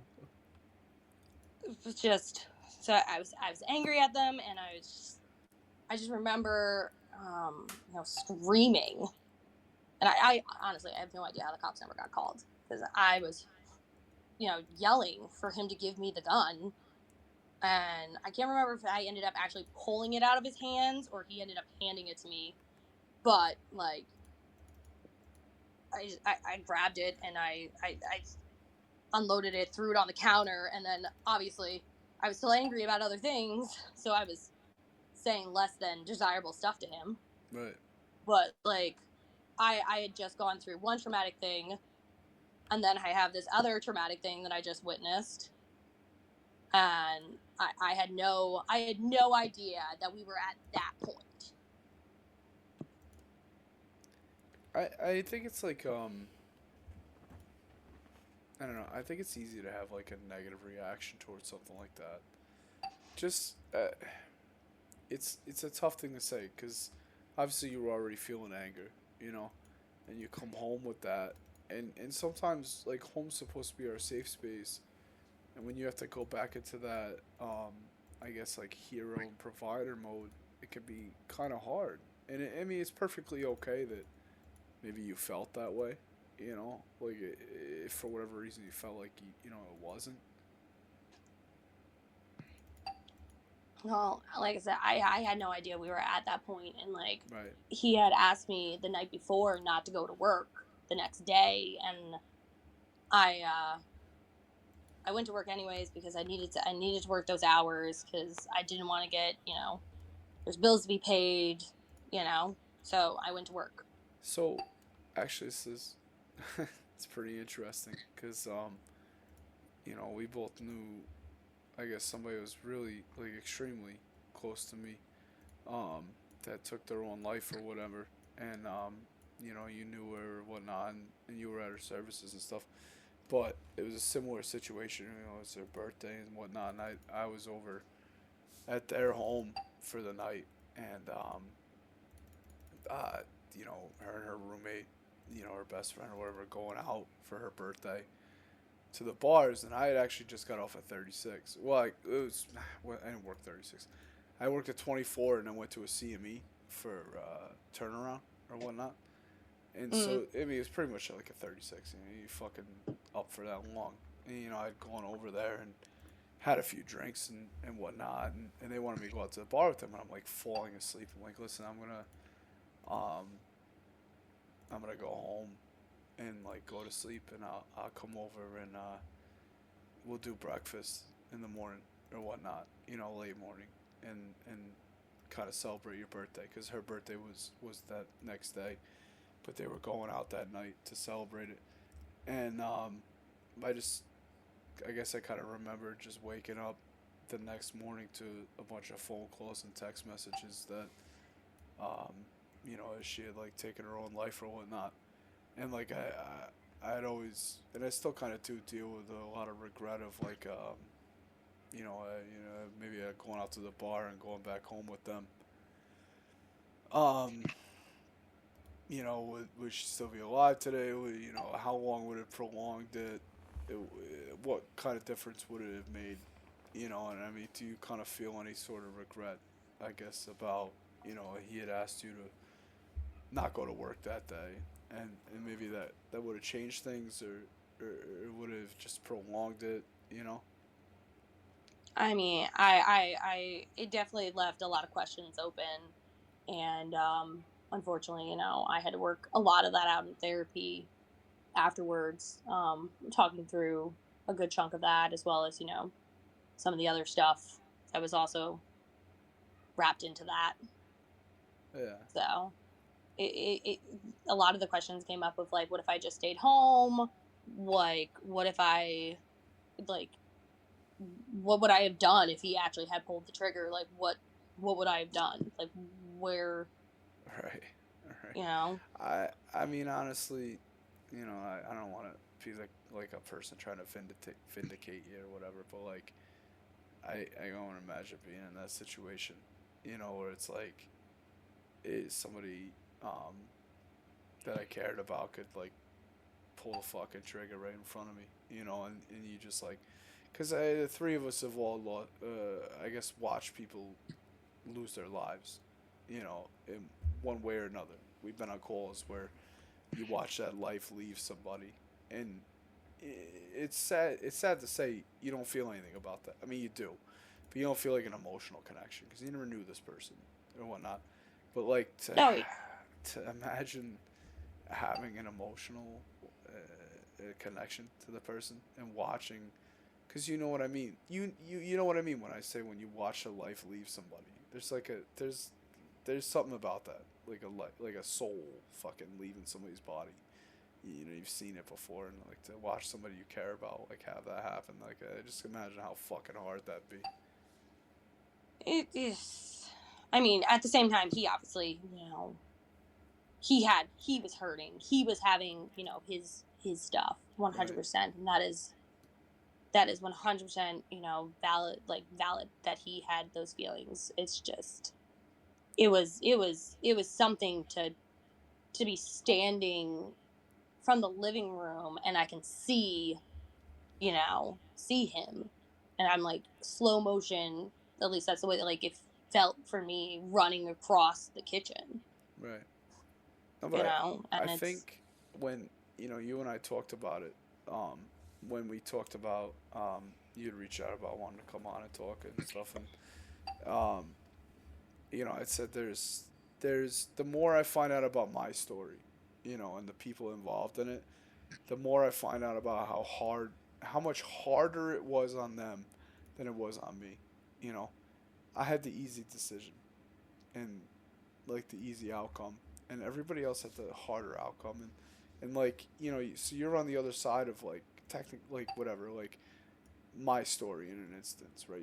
You're one of the people that are on the other side in this particular situation, and like that's so much harder on you, because had something happened, you'd have to be the survivor and have to deal with the guilt or whatever, and I don't know if my words mean anything to you, I guess, at this point, but you're really strong to deal with that and to like work through that, and like it's a really powerful moment in your life that it's probably gonna affect you for a while, and I don't know, I'm just kind of glad you're able to bring it up, but also like work through it and how you work through that, and I don't ever feel... I mean, it definitely wasn't an easy process. My therapy for that incident alone was to like process with probably about a year and a half before like I finally could say I was okay, right, again. But it was probably easily like 6 months plus before like at least the like every night like reoccurring watching it happen nightmares And finally like had ended. I don't ever feel any lesser about yourself about that either, you know? Because you went through a hard thing and you worked through it, and, you know, a lot of people don't ever experience something like that. And I don't know, it's interesting to hear the other side of the perspective, I guess. Yeah, it's like I said, it is his hurt and his you know, he was ultimately, you know, his own, you know, he was the victim of this, and I was a bystander. But like I don't think people understand, like, when you're not taking care of your mental health, how much you really do affect other people around you. Right. And you know, it took me a long time after that too to realize, like, hey, I need to get myself fixed so I can be there for like my like the rest of my people. I think I like to think of myself when I was at the worst parts of my life, like in situations like that, as this big black hole, because you feel more comfortable, like as a damaged person, to like damage other people, to like feel the way you feel. Like you feel more comfortable that way. Like, oh yeah, all these damaged people are around me. Like it makes you feel better about how bad you feel, and it's such a negative mindset, but it's just like one of those self-sabotaging things that I kind of do. And Well, I think like, we're all very like-minded people that find Oh. our way into, you know. Yeah, definitely. I mean, you kind of have to be a certain breed of person. Sure. So, I guess coming out of that, and you were like struggling with that kind of, I guess that kind of stuff or whatever. Like, what, I guess in the closest atmosphere to that particular incident, like what did you do to deal with that? Or I don't know if my question makes sense. Like how did you kind of like process Okay, I that? lost you for a second. Oh, sorry. I guess like in that particular incident, not just that particular incident, right? Let's talk about Amanda before Amanda became better mental health wise, right? Let's say like when you're doing negative things, like what did you do to process like terrible things like that you kind of brought up? Like, I mean, are you, like, you know, we could talk calls or just like we in could general? talk about like, calls, fucking like obviously the two incidents that you brought up, in your personal life, because they go hand in hand, right? When you're in that I mean, fucking the negative first. atmosphere. Oh yeah, well, and then because of like some other stuff, it made going to work really really hard because unfortunately, you know, I had discovered less than desirable things happening when I was at work, and so I correlated work with bad things happening. Which, I mean, bad things do happen at work. Like, we do crap calls, but like Right. I was associating being at work. So like this place that I came, that like for the most part was, you know, a family to me, and you know, a support system, especially at that time, was also, you know, a very hard place to be in because it was triggering me to, you know, go back to that day a lot. And I, like I said, the only time I finally got better was when I really buckled down into therapy. Because, I mean, I was still having issues for like probably the first, I want to say like 6-8 months of therapy, where I was still felt like I was spiraling, and I was like almost like manic, I guess, in a way. I mean, I was mean to people. I was, like, I was always stressed at work, and work was already stressed enough. I felt like I was messing up at work all the time, and that, just, like, hell was breaking loose. And then on top of that, you know, a friend of mine unfortunately got diagnosed with pancreatic cancer and passed away too. Right. And like, so I was dealing with like all of this all at once. You know, and I wasn't processing it well at all. Right. Even though I was in therapy, right? And I was trying to, but like, I this is like the point of my life where I wish somebody would have forced me to be in like a 72-hour hold, to like put my life on pause for a time period and like make me sit down and like think things through and like hardcore process things. Versus like therapy, like when you're going like once a week, it just is, there's too much time in between to just think. Yeah. Well, that's So, like, for me, when I got locked up in the hold and whatnot, and throughout all that, the one thing I wish is there was more of a therapy aspect to it, like the therapy that I do. Like, so I totally feel what you're saying, because like a therapy I do once a week, I wish I had done that 7 days a week for 5 weeks straight.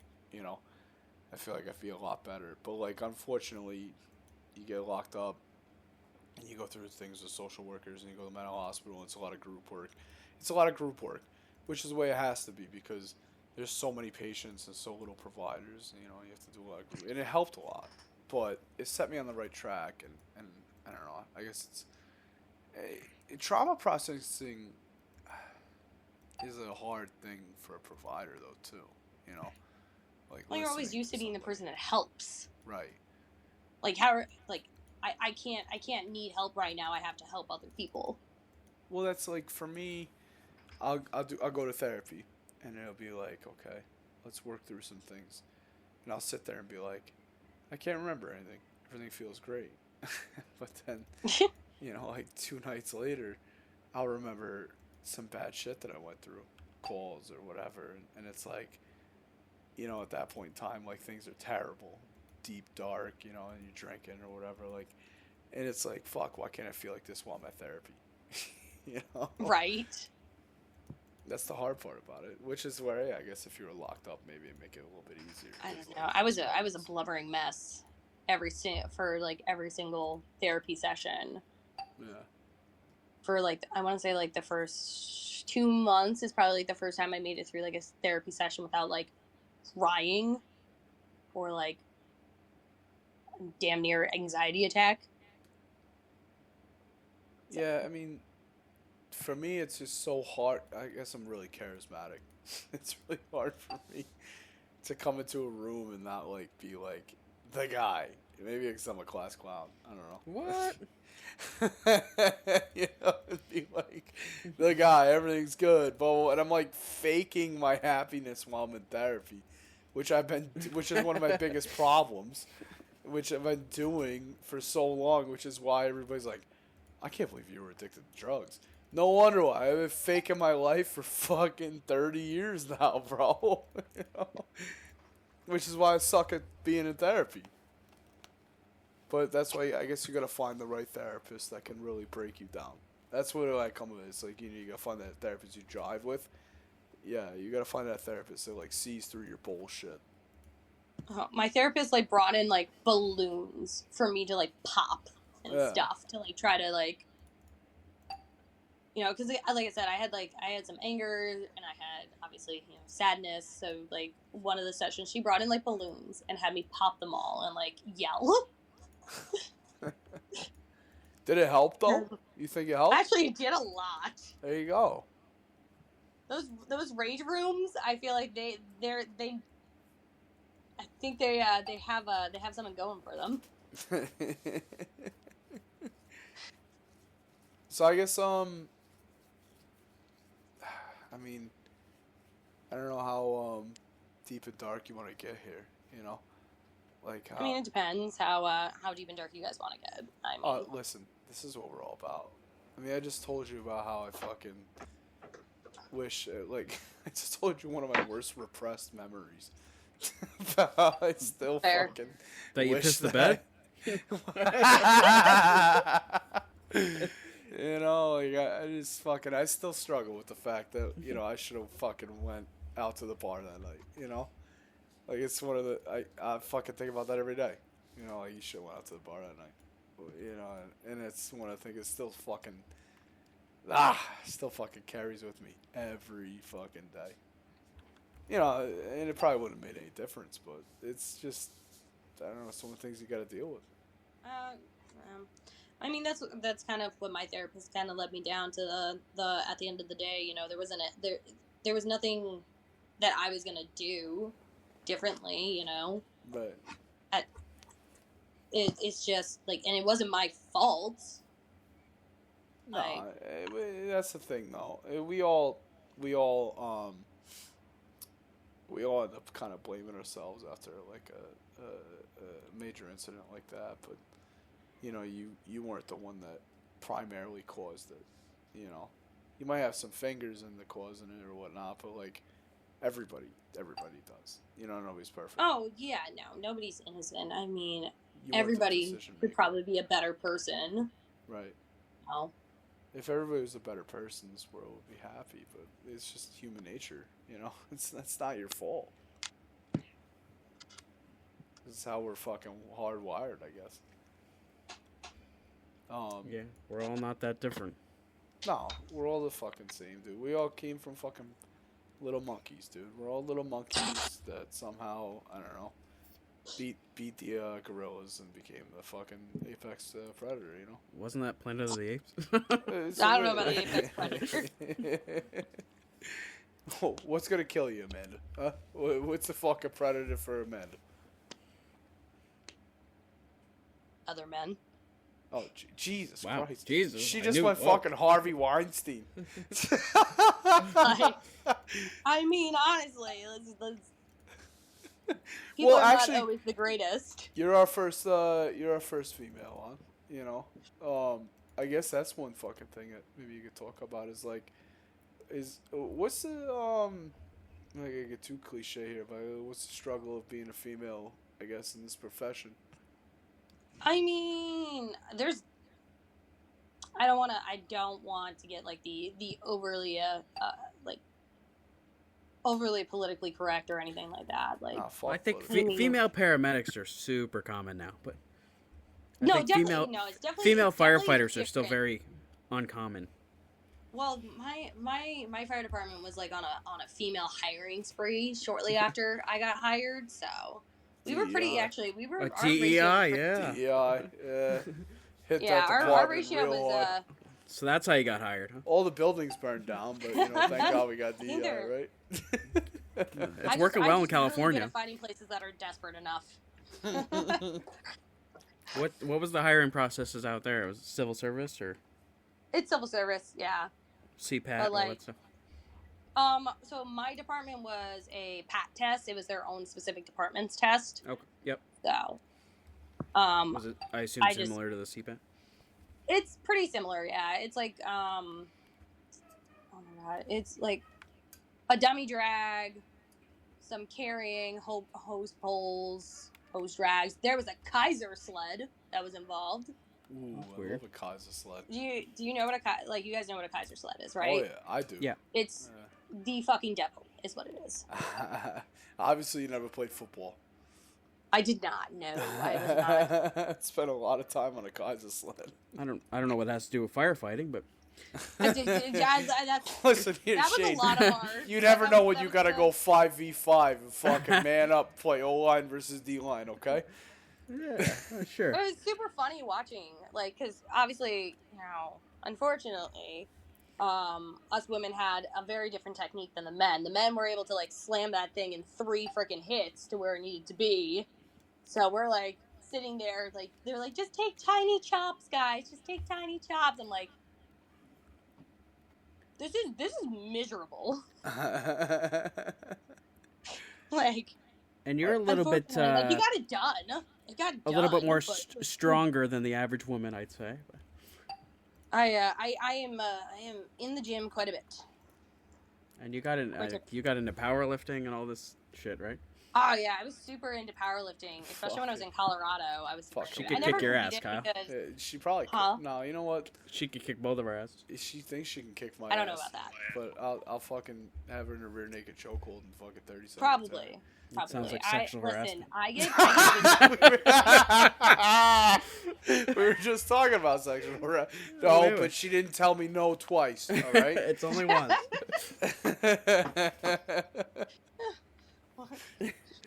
She have to tell you twice. That's what I listen. That's You what can't I say was rear fucking and taught. naked. All right. What I was taught was like it had to be like a 2 nose or something. Am I pulling this out of my clearly ass? did not pay attention to Yes. Mohawk HR sexual harassment days. Because Mohawk HR was fucking creme de la creme, right? We had a Yeah. revolving door of fucking HR because they either slept with an employee or fucking got fired. But did they say no twice? Terrible. Dude, did you ever take a HR like sexual harassment day with Ed Marchand? No. I don't think I have actually. No. This man in the middle. I don't even remember which part of it is. Is a walking sexual harassment case. He is He the 100%, definition of but, sexual like- harassment. And How what old's better your grandma? teacher? How old's your grandma? What better Exactly. teachers than I the didn't one have that to could do work. it? You wanted to know my grandmother's number, so. Well, what is it? She's a widow now, so. Ooh. Eddie, Old crazy Eddie. Eddie boy's gonna be all over that. But Ed, in the middle of this class, just goes, I don't even remember what topic it was. He goes, I have slept with every single person in this room. And we're just like, I don't remember that. Fucking, all of a sudden you're like, you know what? My mouth is a little bit salty right now. Was I asleep? Did I swallow it or no? oh my god. Fucking Ed. Mohawk was just wild. Are you confirming you slept with Ed Marchand? Listen, No, I I slept in the same bunk room as him. Oh. yeah, oh, that's how it all starts. That's how it all starts. Well, we won't go down that rabbit hole. Again, Ed was definitely after everybody's grandmother. Oh, 100%. Yeah. He didn't want you. He didn't want your mom. What's your grandma's number? He's like, I'm not a motherfucker. I'm a grandmotherfucker. oh my god. I had something funny I wanted to say, and then I just fucking lost it. God damn I it. hate that. That happens to me all the time. Yeah, you know. That ADHD. It is exactly. It's the devil. Oh. Oh, fucking hell. Did you find it, or is no? No, I just it's said- gone. It's Not gone. gone. It's a fucking that Gone. thing. That thing is like halfway to Jupiter. We haven't. Well, you know, Elon's gonna put me on a rocket to go get it. I'll be back in a few hours. I'll have it. He You doesn't have any anything funny stories you else. remember? From Mohawk. Yeah, I guess we Yeah. went deep and dark. I mean, like, there's got to be some. I Funny know we probably shit. should be funny for a little bit. I got sad. No, sad's good. We don't get sad often enough. Did you think I was an asshole when you met me? I never thought you were an asshole. Oh, I thank you. did. Thank you. I thought you Well, were I a real am, fucking but- prick, Shane, when we were 3 years I old. definitely and met never. you. I remember you always being like super nice and fun. Yeah, that's me. I like that. Did you like- think he was? Did you think he was fat? I was probably fat then. I would not say that was my first thought. No. Did you ever have the temptation to go up to Shane and be like, "Fat fuck, fat fuck, fat fuck"? You know what? I can't say that I think I ever had that temptation. No, go up that's to Kyle's anybody. wife to Kyle.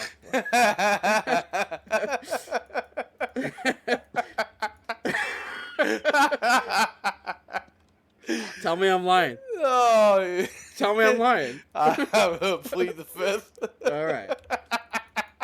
Shut your bitch ass up. Oh my god. One time I popped a colostomy bag on Zach Pouliot. Stop it. I swear to God, we were staring. I can only imagine. Speaking of Zach, he's been begging us for a new episode. By the way, Well, I think he's our top listener. he's gonna be so happy when Yeah. I not even edit this thing and just release it a half hour after we finish. Yeah, you normally do. I need a producer. Can somebody fucking produce, please? At least you're awake. Please. Oh, fuck Yeah, off. right. You fall thanks asleep for not one falling fucking asleep. podcast. I think Amanda might be our fucking top listener. She's doing callbacks to every episode, bro. Really? I think. Is she just did? She's like, oh yeah, when you fucking fell asleep for fucking 20 minutes, you're snoring. That was so she funny. knows. She knows. She I listens to have. everything. I And bro, listen. only like 63 people have listened to that episode. Amanda's fucking one of them. I've listened to all the episodes. Do you enjoy them? Oh yeah, definitely. I'm not gonna lie. So I was listening to. I think it's the first episode, right? That's the one that's Curvin and With Dunham. Curvin and Curvin's Shane wasn't there yet. It got Carmen's really fucking- good after episode 2. But Curvin's hammering home fucking potato chips. He's fucking loud in it too. It's like And that was for a college project, a final exam, a college final exam. And Curvin's hammering home potato chips. oh my god. No, I heard him. I couldn't figure out who it was while I was listening, but I was just like, Because who, Amanda who didn't is read the eating title. like that right now? Curvin's like, she I assumed know- it was you, Kyle. Curvin's like, I know. I'm not Kyle," gonna lie. because I'm a fat fuck. fuck. right. Thanks, Amanda. Thanks for fucking fat shaming me. No, it just Unbelievable. seemed like something you were doing because I was like It's hearing those- like drinks open. Well, that was me. The drinks for sure. The drinks, the 17 drinks, that was me cracking them open. Oh, Had to take the edge off. Who's your favorite guest so far, man? Do you think? Oh yeah, good question.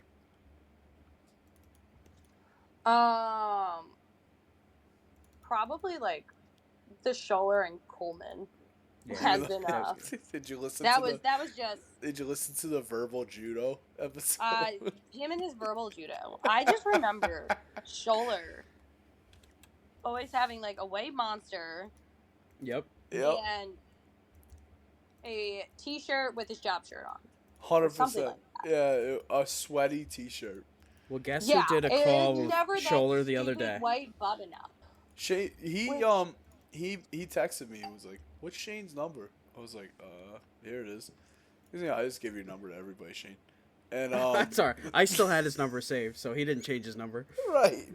Fucking, he's like, "Oh well, just did a call with him." Yeah. Well, I got to see the verbal judo in progress here.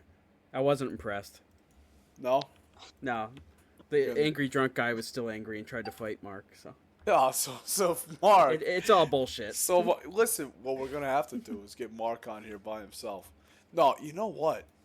Because Mark only had 4 regular partners. It was me, you, Coleman, and fucking Paludi Udi. Paludi, udi, udi. And we have to get all of them on.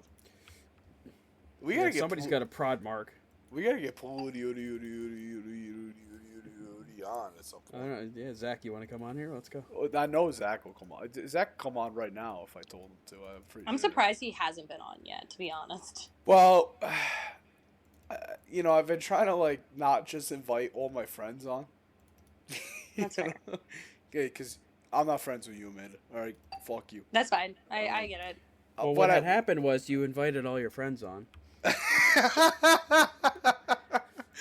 Well, actually, what was supposed to happen last week until like life came in the way and I didn't record was supposed to be Shauno and you, but like not at the same time. I was gonna fall asleep in one of the podcasts. Whoever came on Yes. second, which was probably Shauno. Probably Sean. Which I finally paid Shauno for fantasy football, so he's willing to come on. Oh, is Oh, is that he what was- he was holding out for? Well, that and Sean's weird. You know, he's got a lot of issues. He'll just ghost you for 2.5 years. You know, 2.5 years. and then he'll come back and be like, "Oh, sorry, bro, I was going through some shit." Yeah, he'll walk back in the room. So anyway,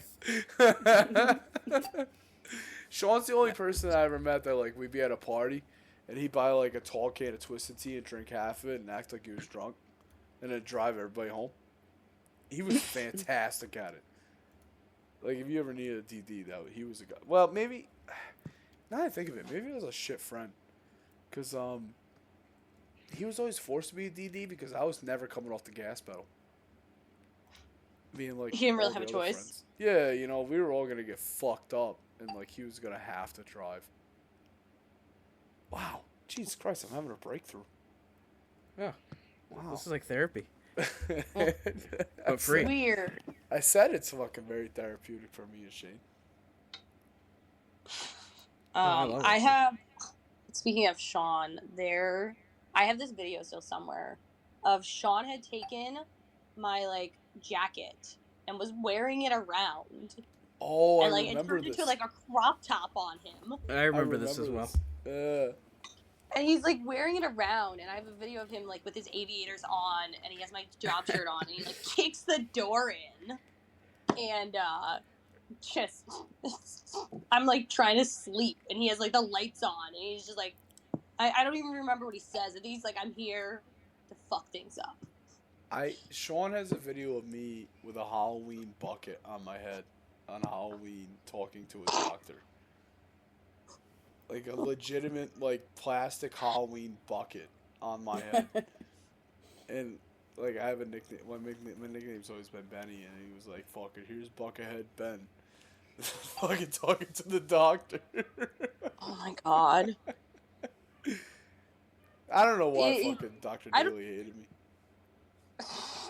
Well, It was your haircut. He smacked me in the head once, Amanda.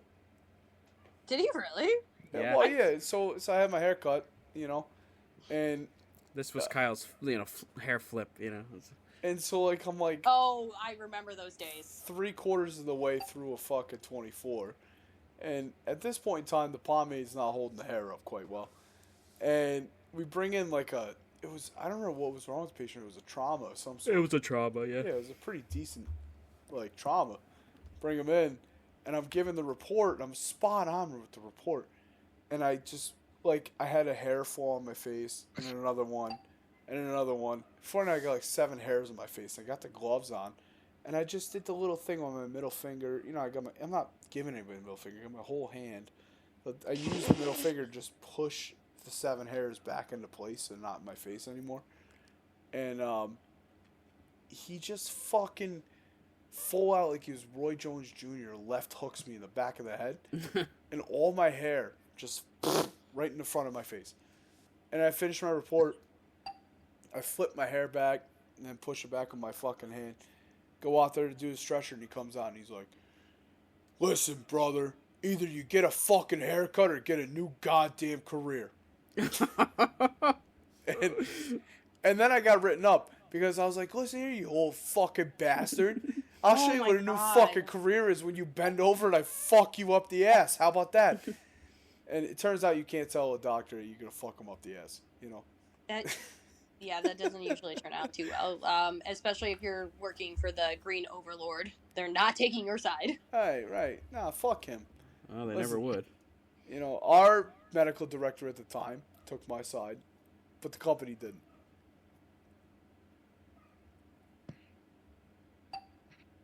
Did you... I don't... When did you finally leave? Because I don't know if you were a supervisor when I left. No, he wasn't a supervisor till When did I... after you leave? came back, right, Kyle? Was it 2022? I think it was like early 2022, somewhere around there. Yeah, I didn't become a supervisor until I got out of rehab, and I was like, I was sober as a supervisor for a while, and then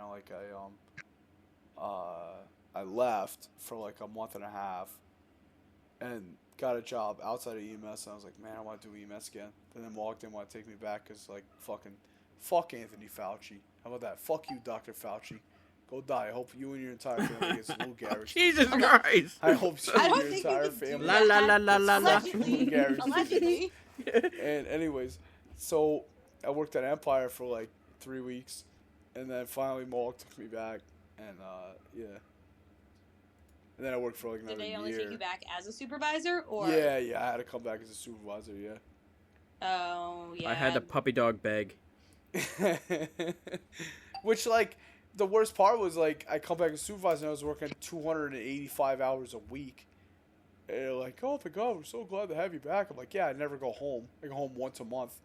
This is great. It's peak Naira. Do you remember when we went to that 8-hour work cycle? Yes. It was like 3 Oh, 8-hour it's the shifts. Worst.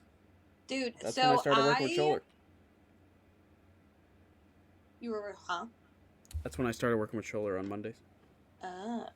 Well, so I did that, but it was also track season at the time. And do you remember they implemented, like, you couldn't work, 36 hours straight? Yeah. That was the end of 36s. Yeah. That was the end of 24s for a lot of people. Mm-hmm. It took away, you couldn't get scheduled at 24, but 16s? you can get fucking mandated. Right. Like, Right. Yes, you couldn't pick up, but you could get mandated. I makes no sense. had like hacked the system so that I would work the day at Naira, and then it would be like, because what you did was it like 11 to it was 10 to 8. 10 to 8. Yeah. I would do that, and then I would just like work the night shift, come in late, but then I would get off at like 6 or 7, and so I had a 4-hour window off for the most. It was like 3 or 4 hours, but the system wouldn't catch it. So I would just do that over and over and over again. So I was basically living out of my car and out of the station for like 3, 4, 5 days at a time, and it never got like picked up. Listen, here's what happened to me, right? Do you want to hear a fun fact? You know how the warm up start at 3:30 in the morning or whatever. Yeah. So I would do a warm up and then a track shift. So what's that? 3:30 to 8, right? Then I worked the night shift from 8 p.m. to 3:30 in the morning. Yeah, I'm sorry. And then because I kind of made you do that. And then I would go work 3:30 to 8, right? And then I'd work another night shift. And then I worked 3:30 to 8. All the way. The only day off I ever had was Monday because the track was off. And legitimately, other than the 24 hours on Monday, I was at Mohawk on the clock for however many days straight. Like, just never came off the clock. And then they wrote me up for stealing money from the company in company time because I'm one of those, whatever, Tuesday mornings I punched in at fucking 3:45 and said, here at 3:30. And they said, you stole 15 minutes. And I just dedicated a year of my fucking life. That's when I was like, you know what? I'm done. I'm fucking done here.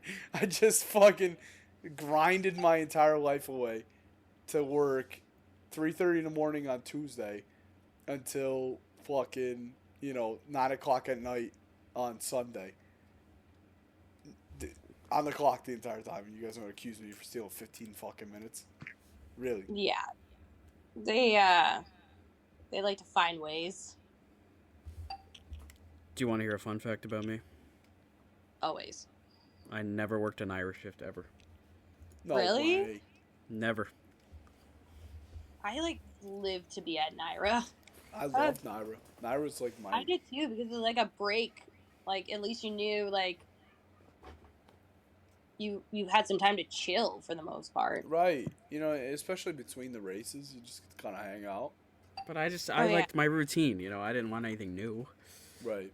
Come in, I go to Brunswick or whatever. No, Naira was my vacation. That was my vacation 100%. from like everything else, yeah. I did, like, 1 year straight in first aid, basically, and it was cake. I was always on the back stretch. Me and Smitty were like this, tight. That dude ate a peanut butter and jelly sandwich every day for 26 years. Young man. I could do the same. Yeah. Young lady. He don't like change, and I don't like change. Come here, let me kiss you on the forehead, young lady. Same peanut butter and jelly sandwich for 28 years. What a sweet fucking guy. Wow. So we've been at it for 2 hours here. Oh, really? Dang. Yeah. It flies when you're having fun. No, it does. It really does. It really does go by.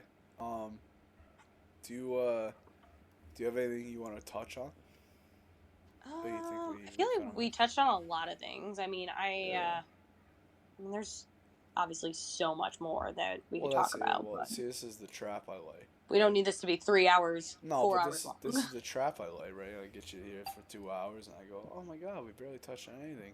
Now you're gonna have to come on again. Yeah. Aha, we gotcha. Yeah. Ha. Ah, gotcha. We didn't talk about anything in the first episode. Now you're gonna come on again. Yeah. See, I'm good at it. And you're gonna remember like 40 things once we get out of here. Yo, Oh, 100%. everybody, and listen, don't feel bad about it. Everybody that's been on so far texts me for 3 days straight. Oh, I want to talk about this, and oh, I forgot about this, and I forgot about that. I'm like, listen, you're gonna be on again. Remember all this shit. Because I won't. There's definitely some things I think I missed, but like, I mean, I feel like we got some funny, we got some dark. So, I guess one thing I kind of been asking everybody is, like, I guess if there's one major thing you could leave the people with, like, what would you leave them with? Like, what, whether it pertains to the job or home life or mental health or what would you leave them with? I mean, I would probably say, like, even though you feel like maybe you're okay right now, and, like, I don't want to be, like, the dark and, like, whatever, but, like, there's gonna come a day where you wish you probably already had strategies and coping mechanisms that were healthy, and an outlet to reach out to before it gets dark, before you get those bad calls. Don't let things sit, or keep going like everything's fine, I'm fine, and because for the longest time I thought I was like, I'm just one of those people who just don't feel like I just don't feel, like I'm cool. And then it smacked me, and I wish I had already had things in place. Then it would have made things a lot easier for me. 100%. No, it's the hardest part for me is, like, when I got out, it's like, I always say, like, oh, I'm feeling emotions again. But in reality, I'm just starting to process things that I never processed before. I used to, like, never cry, and I, like, cry over the stupidest shit. It's usually, like, TikToks that's, like, a puppy or something. I'm like, I have all the feelings. I cry from music. I hear, like, songs and shit, and I just, like, start bawling my eyes out. I'm like, why am I doing this? It's like, it's fucking... And I don't know why, I'm starting to feel emotions again. I used to pride myself in being like, Macho Man Randy Savage. Like nothing's going to affect me, It's not good for you, No, it will affect you at some I think we point. all say that until it does. Right. It's not a problem until it's a problem. Right. And then it's a problem. Yeah, it definitely, if you have things already in place and you know how to take care of things, you know how to debrief things, like, sometimes, like, legitimately just talking about something over and over and over again just turns it into, like, okay, like, I processed that, and I've accomplished that, this is something that I've worked through. And, like, knowing how to get to that point before, like, you just make a pile, and then you're sitting there, trying to dig through the pile to figure out which problem you need to take care of first, versus already having the skills to take care of the problems as they come on. Right. Well, I think we did the thing. Now Amanda's trapped. She's gonna have to come on again. Yeah, no, I'm already like, oh wait, haha. She's our only female guest. She's gonna have to, like, recruit more. She's on the team now. She's on the Survivor 6.5 team. She's gonna have to, like, recruit more female guests. This sounds like a pyramid scheme now. Listen, it's not a pyramid scheme. It's a Ponzi scheme. All right. It's a Ponzi scheme. We prefer those. We don't have to do as much work. Shane, if you give me $20, I'll turn it into 40. That's right. Amanda, if you give me $40, I'll turn it into 80. Right. You see how that works? It's so easy. It's perfect. I'm fucking Kyle Madoff. But, And then after you finish that, you have to make a course on how you did that, so then you can sell the course, so people sell that course to other people. No, see, that's the pyramid scheme.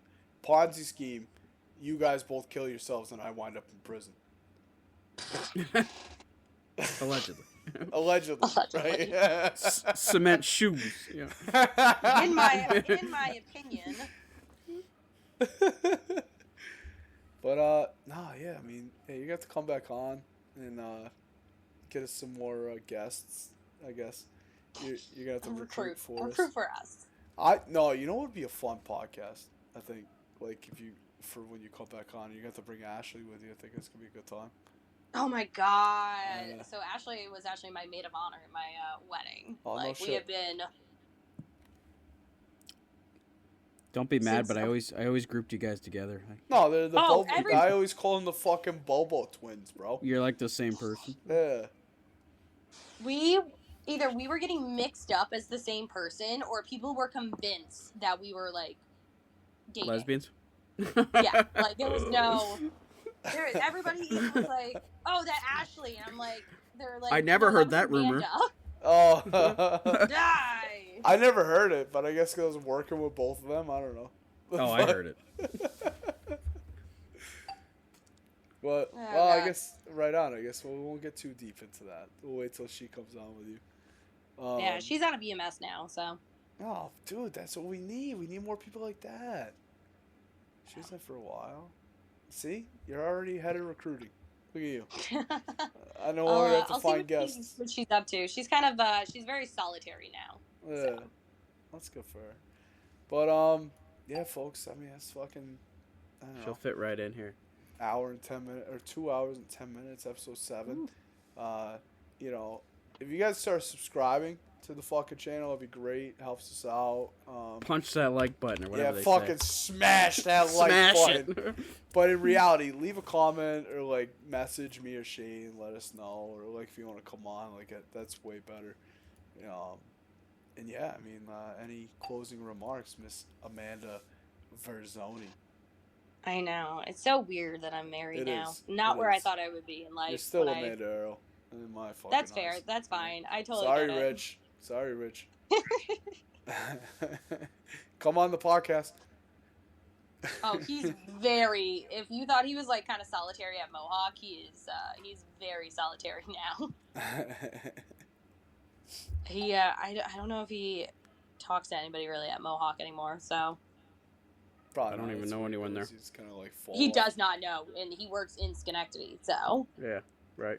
I came up to a rig today. I stopped at a speedway in Glenville, and like it was like ambulance 20, and I thought it was Fluffy that came out, and I was gonna like go up and bust Fluffy's balls. But it turned out it was like some chick that was like looks like she was younger than 18, and a driver looked like he was younger than 18, and a medic that looked like he probably wishes he felt like he was when he was 18. But I didn't know a single one of them, and I was like, man, how do I like say hi to these guys? I said, you know what? I used to work there, Sonny. I used to work there for I 10 know. I worked there for 10 years. They're like, okay, Grandpa. Yeah, go back to your tapioca pudding, guy. Right. anytime I'm at the med, if I make it up to the med, I do not. I never see people I know. And you won't, No. because there's nobody left. No. All the good ones are gone. All the ones that went through the almost strike are gone. Except Simmons Yeah. and my dad Right. and Gilmore. Those are like the only 3 guys left.